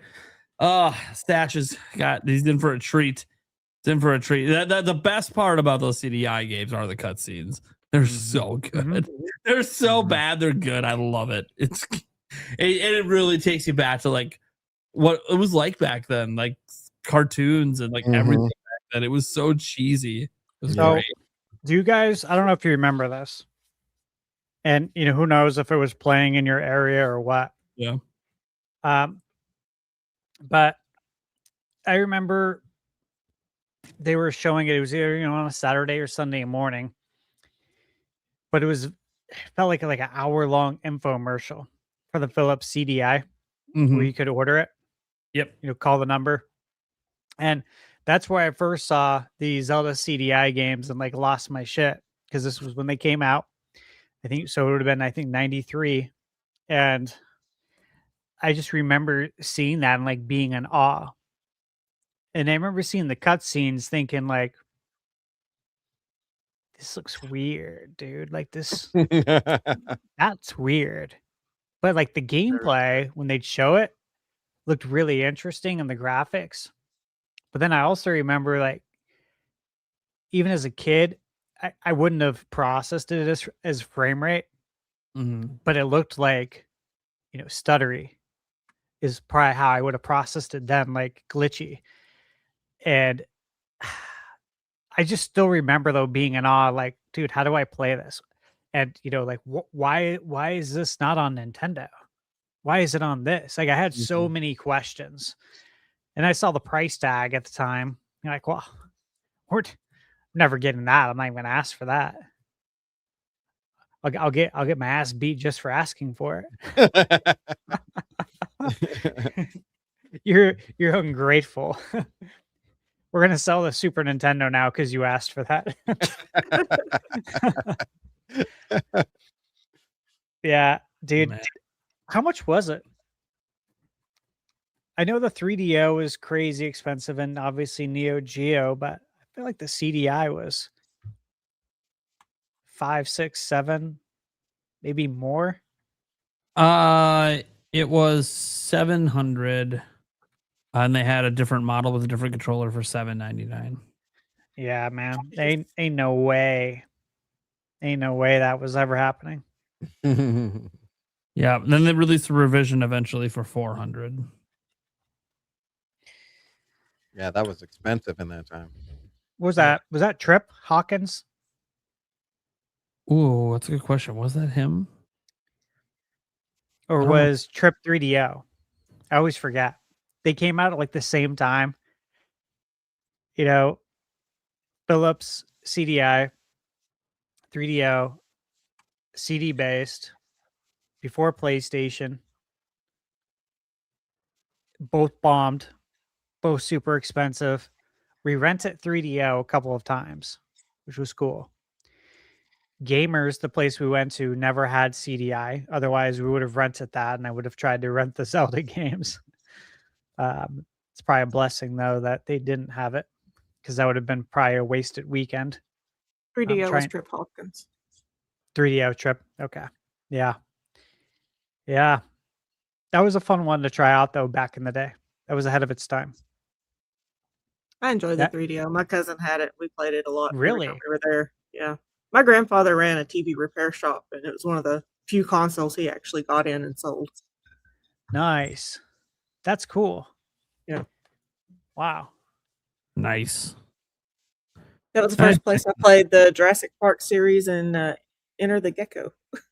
Oh, yeah, Gex. Oh, God. Gex was great. Maybe I should have gone with that one.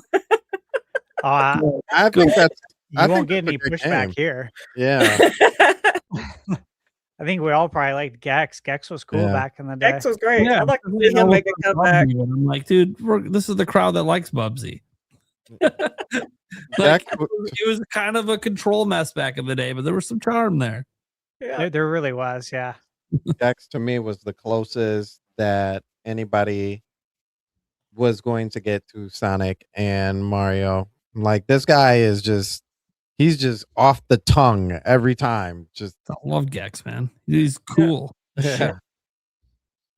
Seriously. They need to bring games back like that. I miss those kind of games. A gecko from Geico wishes he was Gex. Right. Oh man. All right. Well, we can be done with that. We can go to our Q&A. Get to the dang, I had another one. I had one. Throw it out there. What do you got? Something big. It was even better than Quest 64, boy, I tell you. This is probably one of my games of that generation. And until we got the 64, Shaq Fu, baby. Shaq Fu, yeah. Oh, yeah. We rented that a lot. Banger of a game. I did not. It came Oh, speaking of Shaq, I guess another game that I really love. I actually have it on my shelf. That was for Super Nintendo. Michael Jordan, Chaos in the Windy City. Oh yeah, It was a platformer. That's a good action one too. platformer. Yeah, with I think EA made it. Yeah. And you get like fire basketballs, ice basketballs, like different elements. Dude, I thought the game was so cool. Yeah. I still do. But apparently I heard, when I say people hate it, I should probably rephrase this and be more specific. The young kids hate it. Yeah. The modern generation of gamers hate it. They don't understand. Yeah. No. I'll say this: I have not met another person on planet Earth that likes Return to Zork except my dad. Mm. And that game, I fucking love that game. But I've literally never met anyone else who likes it. And when people are like, "What is it?" Then I show them like a video clip, and they're like, "Dude, that's trash." I'm like, "Fuck you, man." My dad liked that game. Dude, that trash has like 10,000 hours of my life in it, man. My dad liked that game. Shut up. Dude, I had fucking giant notebooks full of shit I was writing down to get through that game, man. It's awesome. That's funny. Anyways, Zork's a whole series, by the way, guys. If you ever look it up, there's a whole series of games. Return to Zork is just kind of the one that took it from being, because it originally started out as a text-based RPG and it took it into a video format for the first time. So this is the early days, guys. This is back, dude. This thing existed on like 16 of those actual floppy disks. We're talking about how old school this game is. So even before the CDs took over. One of my earliest games. Played a lot of it. All right. Let's get to this stuff. We have lucky number 13 apparently coming in from Captain Bacon, because he's been a member for 13 months. Yeah. 13 months. Thank you very much. Can't believe it. Time flies. Yeah. Demonic Brawler sent 5 members over to Stash's channel. Thank you. Don't worry, he didn't leave me out of it, guys. He gifted a membership there, and then a membership there, and then a membership there. A little 3-pack. Thank you so much.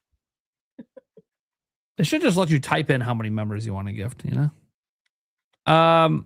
True Dude with the 10 said it's going to be a general direct, and it'll be on June 11th with Luigi's Mansion 4 and Ocarina of Time. Nice. Hey, Not expecting 3D Mario until the next direct, though, probably in September. fair. That's one thing that we didn't really touch upon. I think this direct's going to have Zelda's 40th in it. Oh, interesting. Yeah, I forgot about that. I think they're going to have some Zelda blowout in this one. Just saying. Will That's they also, put that in the director, or will they save that for Gamescom?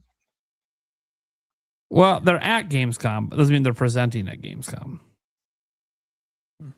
Of course, you know, I want this to be the year Nintendo has a game at Summer Game Fest. They have a game at Opening Night Live. They have a game at the Game Awards. God, make this be the year Nintendo. You decide to market your games outside of just your events. That'd be great. I'm all for that. Yeah, but I don't think it's going to happen, but I'm hoping. I mean, Summer Game Fest is what, a couple weeks away. Please, Nintendo, have something there. That'd be nice. Just one, even just one game. Hey, maybe I'll maybe because I'm gonna be there, they'll be there since it's my first time going. Yeah, that's what it is. Oh, Because Stash got invited, there's going to be a Nintendo game. That's the way it is. Never know. I mean, we still don't know who invited him. Maybe it was Nintendo. So I'm just saying, we don't know. We don't know what's going on. All right. Cool. Yeah, Luigi's Mansion 4 would be great. That'd be a great title this year. Demonic Brawler. If I was a betting man, I put money on June 17th. June 17th for the day. I was thinking of June 18th, personally. But that's because they've seemingly been doing Thursdays more often. But honestly, Tuesday, Wednesday, or Thursday are just as likely. So, sure, 17th. All the other events kind of wrap up like Sunday, Monday, the week before. So I do like the 11th. Like the super chat said, I like that date. There's another date that I think is very fascinating, and this to me just depends how confident Nintendo is. If Nintendo's extremely confident, you have Sony going on Tuesday. Nintendo decides to go on Thursday, the 4th, and they say we don't care that other shit's coming. Ours is going to outshine them. Yeah, we're not worried about that. But will Nintendo do that? I don't know. And also it depends. What if this is dude? I gotta stop acting like Nintendo's actually gonna put something on Summer Game Fest, man. I will literally, dude. I should make a bet with myself, like something that I do if Nintendo is there, because I literally don't think Nintendo will be there. I do. I think they'll put something on Summer Game Fest, and you know what it is? Star Fox. Here it is. You know what it is? Oh, we're walking away. Nintendo has any sort of Nintendo published game at Summer Game Fest. Eric can slap me with a burrito on the next episode of the podcast. Well, the episode. You heard that, Nintendo. So there you go. And don't worry if there is, or if there isn't. No one else is making a bet. I'm not going to slap somebody else with a fucking burrito. Because the only person that's in the same room is Eric, so it's not fair to him to drag him in. Oh, by the way, Eric, you're getting slapped by a burrito. Won't be the first time. Okay. Next up here, Demonic Brawler says Chronos the New Dawn is a highly. Oh, that's a good one to bring up. Chronos the New Dawn. I brought it up. Yeah, that's a good one. Mm. Yes, the Switch 2 version's really good on that game. Yeah. Mouse PI. Another good one. Yeah. Oh, my PI, yeah. Tabby Cat decided to come in and give some memberships, even though she's on the show. You know, this happens once in a while. Last week we had a super chat from a guy who missed the show. Got to make sure y'all are, staying up. Yeah, paying attention. Demonic Brawler. We need more games that use mouse controls as good as Metro Prime 4 does. For sure. Yeah, I've even used it in other games like the Nobunaga's Revenge game that I thought it'd be great at with the RTS, and it's really clumsy. Yeah, I want mouse mode to be better supported, especially guys, because look, a lot of these games support mouse mode. You can plug in a normal mouse and still do it too, which is awesome. So that's why I want it, because even if you don't like the Joy-Con mouse, plug in a normal one. It just needs support. Got to keep the tradition alive, of course. Demonic Brawler. Bring back NFL Blitz, NBA Jam, and NHL hits. Hell yeah. Heck yeah. I played in the NBA The Run second playtest. So I did a video on the first one. The second playtest was this past Saturday. And the developer gave like a huge list. I mean, there's probably 30, 40 bullet points of everything that they addressed from the feedback we gave on the first playtest. I thought it was fun to begin with. But obviously I did give feedback in my video on things that I'd like to see improved. And they hit a lot. They're still working on it, but just a heads up, that's obviously the closest thing to Jam right now. And that comes out in June. It's not coming to Switch 2, unfortunately. It's PS5, Xbox, PC, but I had fun with it. All right. Demonic Brawler says he's looking forward to Lego Batman Dark Knight on Switch 2. Yep, the reviews dropped for everything else today. Mid-80s. Looks good. My graphics card won't play it on my PC. So it's Switch time. 4K 60. I should clarify. It's not going to play it at 4K 60. So Switch 2. So go to Switch 2. Demonic Brawler. Just a reminder, the Super Mario Galaxy movie is available to rent or buy digitally as of yesterday. Blu-rays on June 16th. Yep. Nice. Yep. That was in one of my videos. Another Demonic Brawler. Don't worry, we got some other super chats, guys. Demonic Brawler just had a hot streak to start today.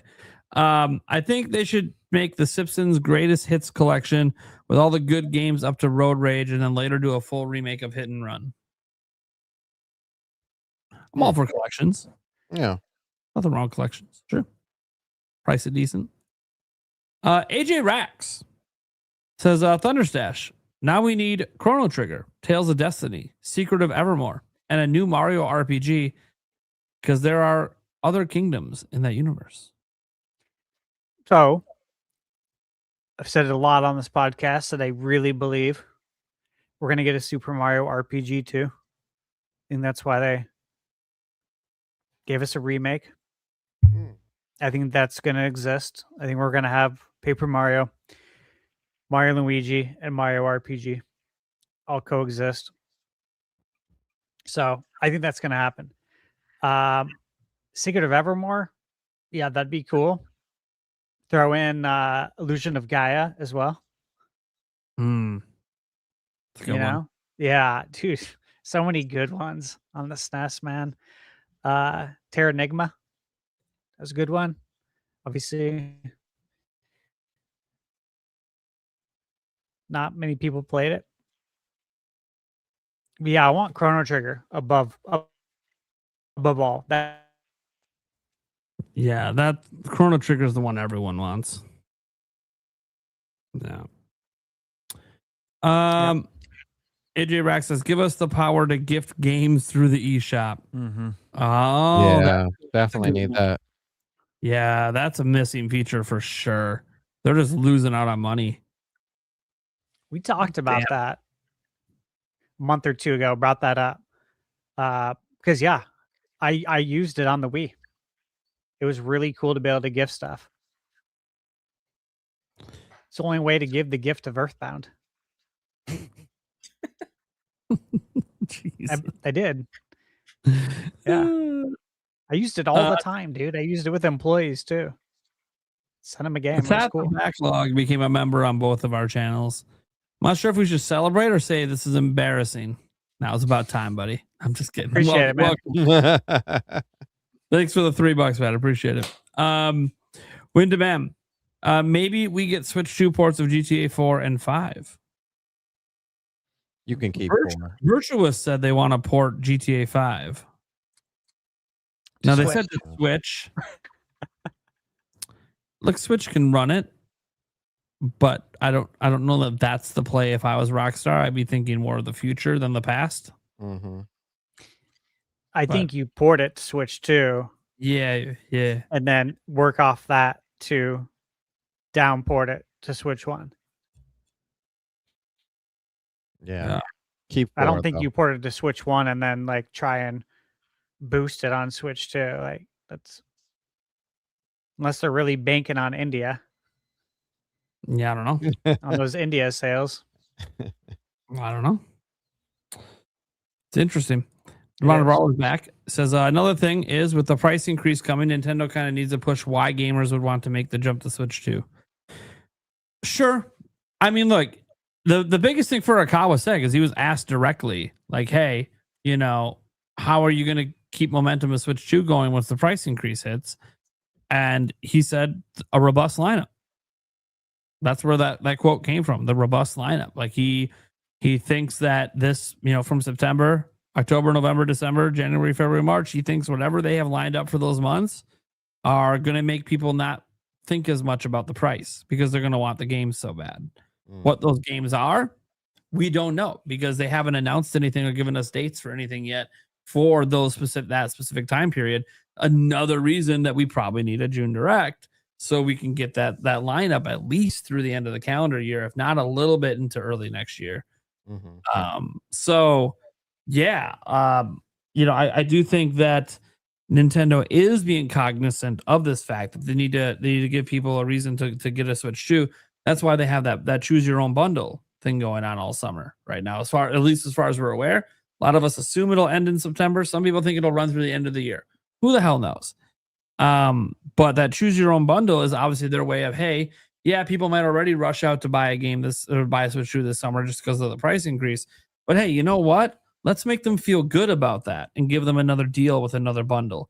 I think that is a very smart move by Nintendo. And then if you're ever going to get rid of the bundle, that's why you got to have that robust lineup. So I do think that, I think Nintendo is thinking about pushing why gamers should want the Switch 2. And a Direct, I think, would also go a long way as well. People will care less about the price increase if there's like undeniable bangers coming. Mm-hmm. Like people won't care. Yeah. Like imagine that, PlayStation timed when they were going to increase the price of their system the same day that there was going to be GTA 6 news. Well, guess what? People will stop talking about the price increase when all they want to do is play GTA. Mm-hmm. Sometimes those positive announcements make people forget about the negative one. And so you could argue that Nintendo could use that this summer. Although I'll say this, I don't know about you guys. Obviously, we live in a different universe here on YouTube, but I've noticed it feels like the vibes are changing around Switch. Remember how negative it was last year? Like just everywhere you went online, like just lots of negativity around Switch 2. I'm not Mhm. really seeing that as much over the last month or two. Yeah, there's been. I feel like a lot of You're things using have more people, changed. but Yeah, key cards. I don't feel like that's really people aren't as complainy about that kind of stuff. The whole $80 price tag is not as like prevalent anymore. And really, I think the only thing that really comes up every now and then is like if a new game comes up, somebody tries to like make it more than what it is, and nobody really falls for it anymore. So it's just kind of just like, oh well, Nintendo still. I think it's really comes down to like Nintendo's still producing games, and everybody else is still. Well, when this comes, and it's like, but we're playing games here, so yeah, I think it's died down quite a lot. yeah, it really just feels like it. And I think part of it might just be some of the arguments got a little tired, a little Mhm. samey. You just Mhm. same bitching complaints since before release. Okay, cool. Well, cool. The rest of us are just playing games. So Yeah. you, Yeah. you keep bitching about the same shit. We're just gonna play games. Like, Yeah. you know, yeah, it's interesting, but I have noticed it's died down a bit. So I always wonder, like, hey, if that's dying down, are things kind of turning for Nintendo where they're starting to look in a better light? Plus, other platforms raising prices. You never really know where the general consumer is at right now with this stuff. But yeah, Mhm. again, a banger direct with a bunch of high demand games would do wonders for any platform, let alone Nintendo. So Yeah. Warren Bowman says, I'm scared if Nintendo continuously releases $80 or higher games, they'll keep losing all their fans. I'm always thinking of the worst possibility. Well, it ain't fun to live your life always worried about the worst possible outcomes. I can tell you that. Where's everybody On getting that one hand, $80 you from? could argue you're prepared. On the other hand, you're spending your whole life worrying about something that hasn't happened. My advice, Nintendo priced a single standard edition game at $80 and hasn't done it since. So let's just not worry about it till it happens again. Right. In fact, even if it does happen again, it'll probably be $70 digitally. Because now Nintendo changed their pricing structure since that $80 game. Mhm. So you have more reasons to not really worry about it as much. And as for like losing all your fans, like a game being $80 isn't what's going to make you lose your fans.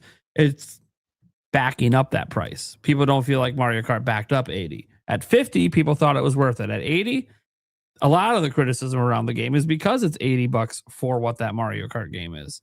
Mhm. But if it would have been, I'll just throw that out here right now. If Breath of the Wild was $80 at launch, people would have bitched, and then they would have said, motherfucker, it's one of the best games ever. It's a 97.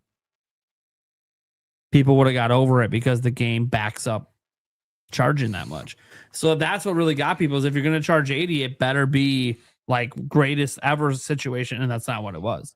Mhm. So and I like Mario Kart World, but it's not worth $80. So I wouldn't worry about it personally. I think you should just play games and enjoy life. I know we all got to worry about finances and stuff like that. I get all that and budgeting, but until Nintendo and other companies give us a reason to worry about $80 standard, I just don't even think about it anymore, to be honest. Only when comments like this come up, I'm like, oh yeah, there's an $80 game on Switch 2 that I totally did not spend $80 on. Okay.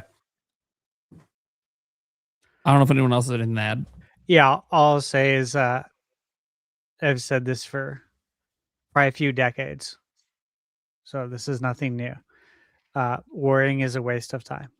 Mhm. It's the greatest thief of joy, and that is the truth. It'll bring you no happiness. It'll bring you nothing, and it will waste your energy and your time. So I would just try and figure out how to live your life without worrying. It's just not worth it. Yeah. I agree. And I'll say this, especially when we're just talking about video games, guys. Yeah. I want Yeah. to be very clear. Like we're talking about an It's supposed to be fun. entertainment medium.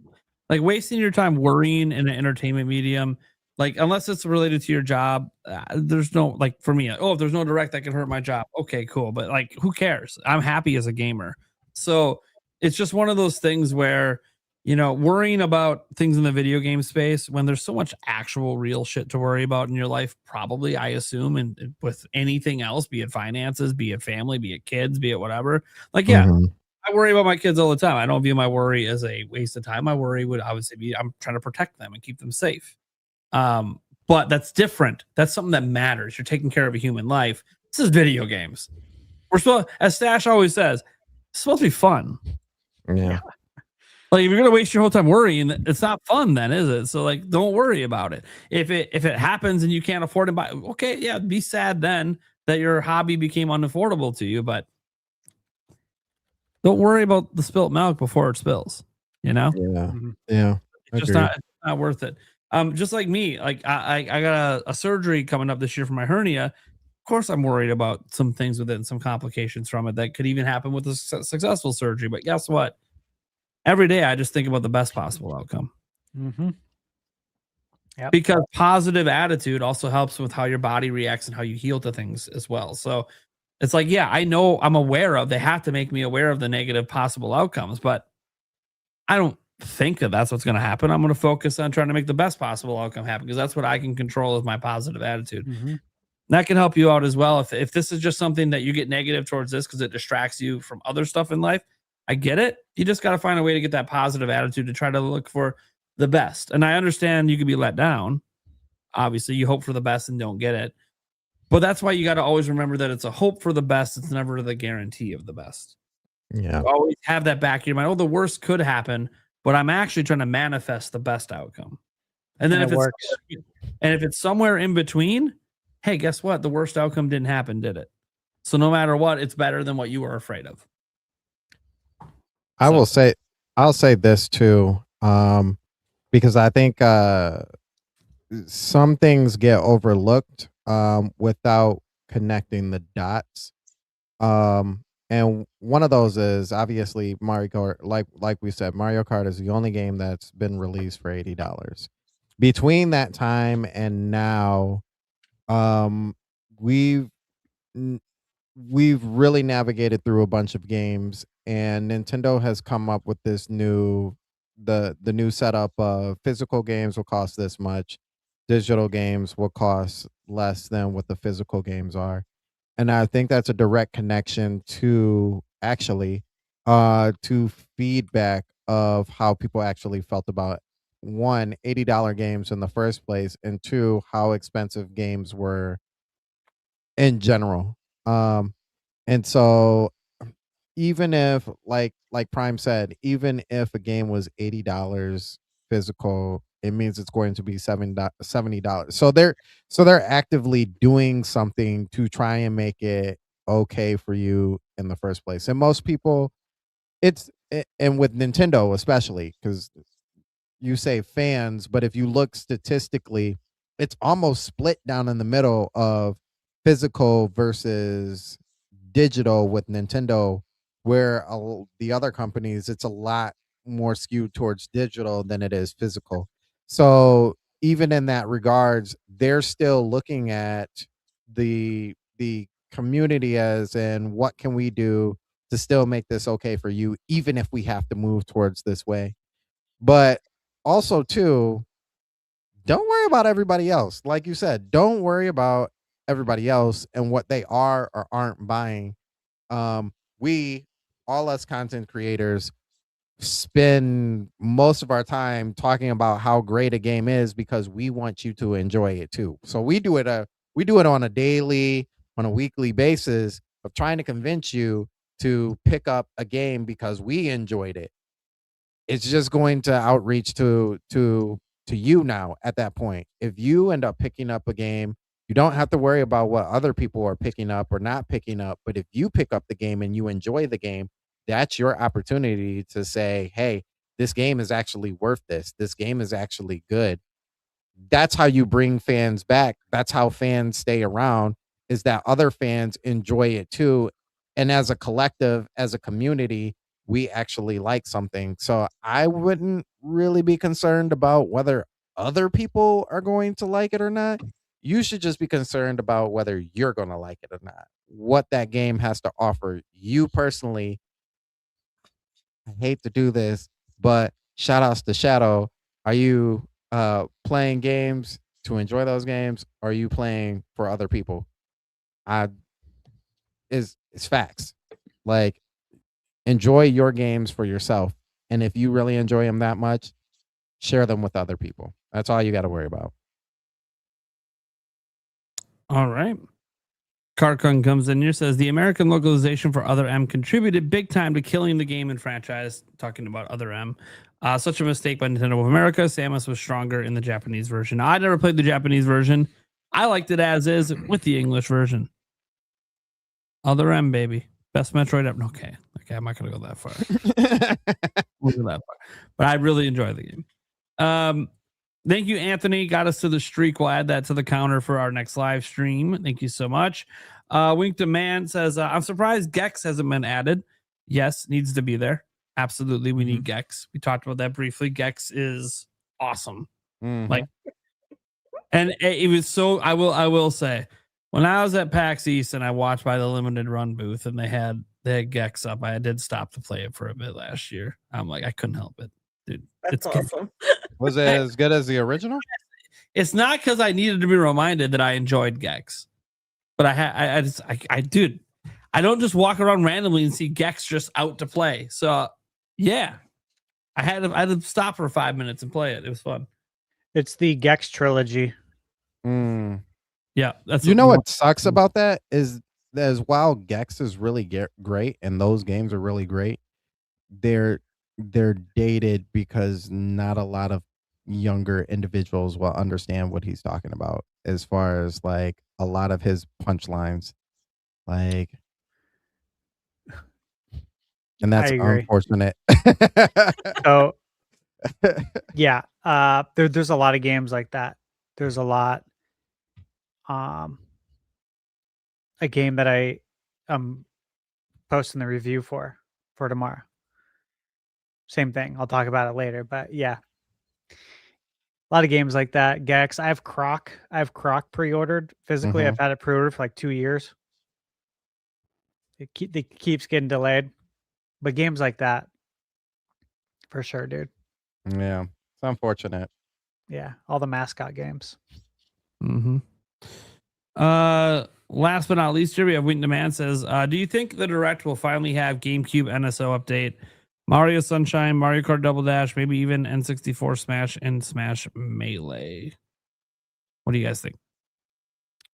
Melee is never coming. I'm standing on that hill. Unfortunately, it's just I think how they feel about what's the gaming community, the competitive community that they took away from Smash some years back. I remember that.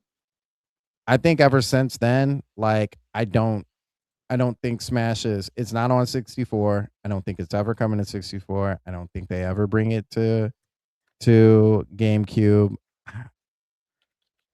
Just that game specifically, I don't think it'll show up. Double Dash, probably. Sunshine, probably. Just Smash and Pokemon. Those are two specific franchises that I don't ever see dropping on the NSO as far as like the generational Pokemon and Smash Bros. Okay. Tabby, you got any thoughts? I mean, I think they promised us Sunshine and they promised us Pokemon Coliseum. We still haven't seen those. I would love Double Dash to come. I still have my Double Dash. It's a lot of fun. I feel like that was one of their better ones before they got into the Wii generation of Mario Kart racing with all the motion controls and stuff. I don't know about Mash Melee a lot. I played it some. I have it still, but it wasn't one of my favorites. I loved Mash 64. It'd be great for it to come out. I think generations are missing out if they don't. Yeah, I hear you on that one. Do I think it'll have an NSO update? Sure. We're so overdue for a GameCube NSO update. And as Tabby pointed out, again, there's like a couple games already announced for it that we just don't know when they're coming. So it feels like, yeah, okay, that next Direct, Shadow drop in something, and get an announcement in there. We had one extra super chat come in here from Warren Bowman again, saying, "I will pay any price for Tomb Raider Laura forever." Dude, I just want those new Tomb Raider games to come out. Yeah, the new ones. Yeah. Yeah, I want those on Switch too. Oh, come on, you don't want the pointy titties. Stash, stop with the eyebrows. He's doing this indirect thing because Stash knows things. He'll just never say anything. He's not Kiwi Talks. Okay, Kiwi Talks is coming on next week. Already teasing he's going to be dropping new leaks on our show. Oh, nice. Stash's leaks, if you call them that, are always just facial expressions. That's it. What do you get from the face? Sounds like I have pretty good hope for Laura Croft coming over to Switch 2. Do not make a news article out of this. Stash said he said nothing. I didn't say anything. But I know how the internet works. Don't. It might be a context clue, but nothing was said. There's Prime no officially confirmed with his mouth vocally. no quotes. If you make this report, I better see an image of a raised eyebrow in your report. That's all that happened. And I want your fans to roast you for making a report about a raised eyebrow.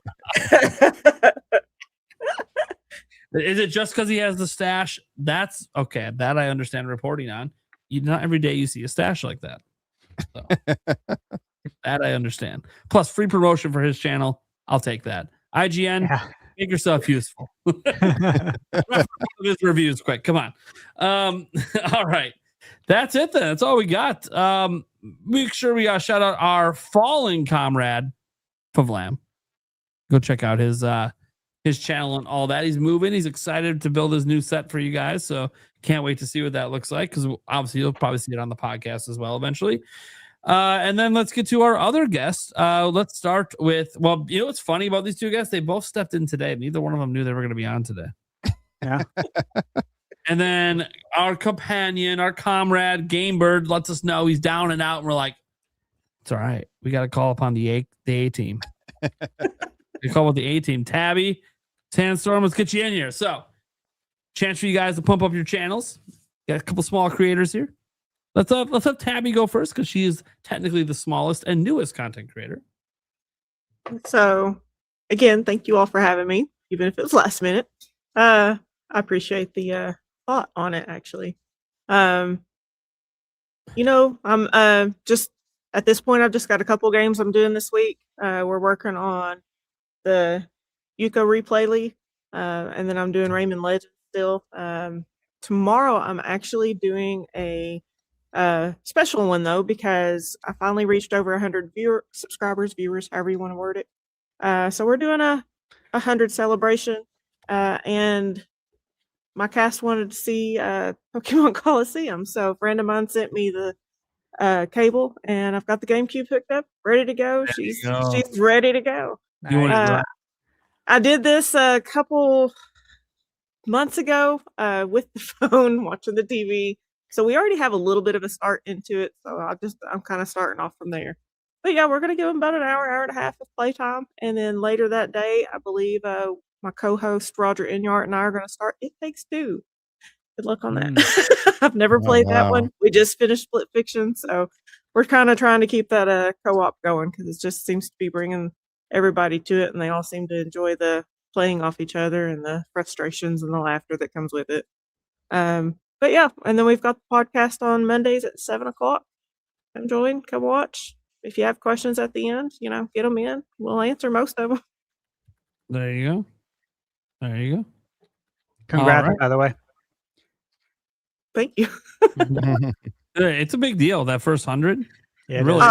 Yeah, congratulations. I was just like, every time I'd wake up, I'd see new people, and I'd be so excited. And then I hit a dull stretch for a little bit, and I really thought I would hit it right at New Year's, and I didn't. It was almost April before I hit it. So it's finally there, though. That happens. Yeah, it does happen. You learn on YouTube, it kind of ebbs and flows. Like even though Stash never checks his stats, like his channel was going like this with subscribers, and then it kind of leveled out, and then you wait a little bit, and it's going to start skyrocketing. That's just how it goes. YouTube ebbs and flows. It's funny. I didn't know I wanted this until I started it.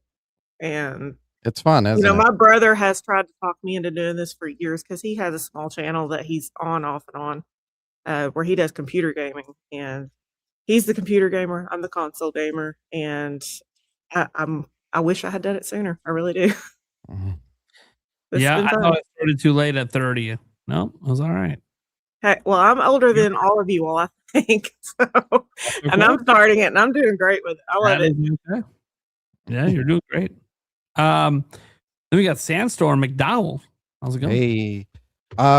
So you guys can find me on the Sandstorm Show, the Rebirth channel. Sandstorm Show Rebirth, as you see down there.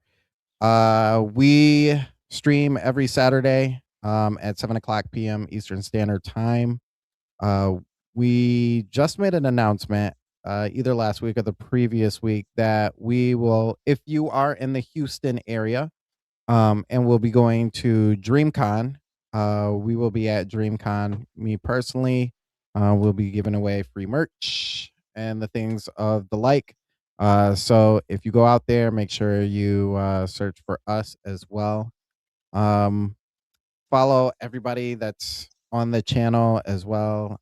Shout outs to Action Jack, who has been on this channel, Geronimo, Nintendo Cisco, Trey Vito. And then also on the Winging It podcast at 7:00 on Sundays. We talk about mostly Nintendo related stuff, but a lot of to do with the business of gaming, because that's what we love to talk about.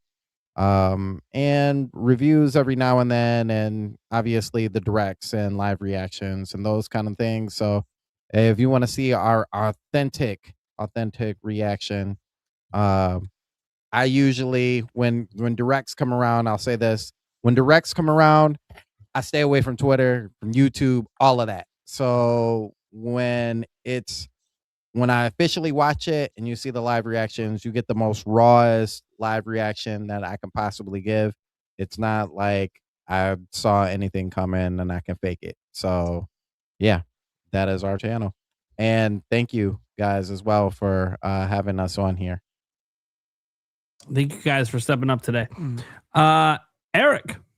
Yeah, you can find me here, our clips channel, and our audio. There you go. Stash. Yeah, you guys know where to find me, ThunderStash Gaming on YouTube. And then let's see what I got going on. I'm gonna try and keep it actually a little short here. So tomorrow morning at 6 a.m. I'll have Bubsy 40 Switch 2 review. Nice. Yeah. Spent a lot of time playing that over the weekend. So you guys check that out. It comes out on the 22nd, so on Friday. And I posted my review this morning for Tales of Arise Beyond the Dawn Edition for Switch 2. Huge RPG. 30 frames per second. If that might be make or break for you. So I'll tell you guys that right now. But if you want to learn more about it, yeah, like I played it. I enjoyed it. I likened it to playing Digimon Story Time Strangers on PS5, which ran at 30 frames per second. And I remember when I started it up, I'm like, really? Like, what is this 30 frames on PS5? There was no 60 FPS option. It's still 30 frames right now. It came out last year. Weird. However, oddly enough, when the Switch 2 version comes out in July, they're going to deploy a patch to Xbox and PlayStation to allow it to be on par with Switch 2 and run at 60 frames per second. Interesting. Mind blowing, right? So I'm like, look, Switch I get it. The primary platform. It's so you don't crazy. see that, like, ever. But it's like, I get it that 30 frames can be make or break. But my point is that I played Time Stranger on PS5. It was a little off-putting at first. So I'm like, why is this 30 frames on PS5? However, the game was really good. I mean, we played it at PAX. Obviously, put in, several hours on it for review. But yeah, we played it at PAX. I enjoyed it. So, not all 30 frames are created the same. Look at Final Fantasy VII Remake. It's 30. We all love it. Yeah. So keep that in mind. But that comes out on also the 22nd as well. And then I played a ton of games last week. I don't know if you guys noticed, but I didn't put out a ton of reviews because I was like, what? I need to buckle down, get through all these games, and I'm going to batch write all these reviews and then batch record them. And that's what I did yesterday.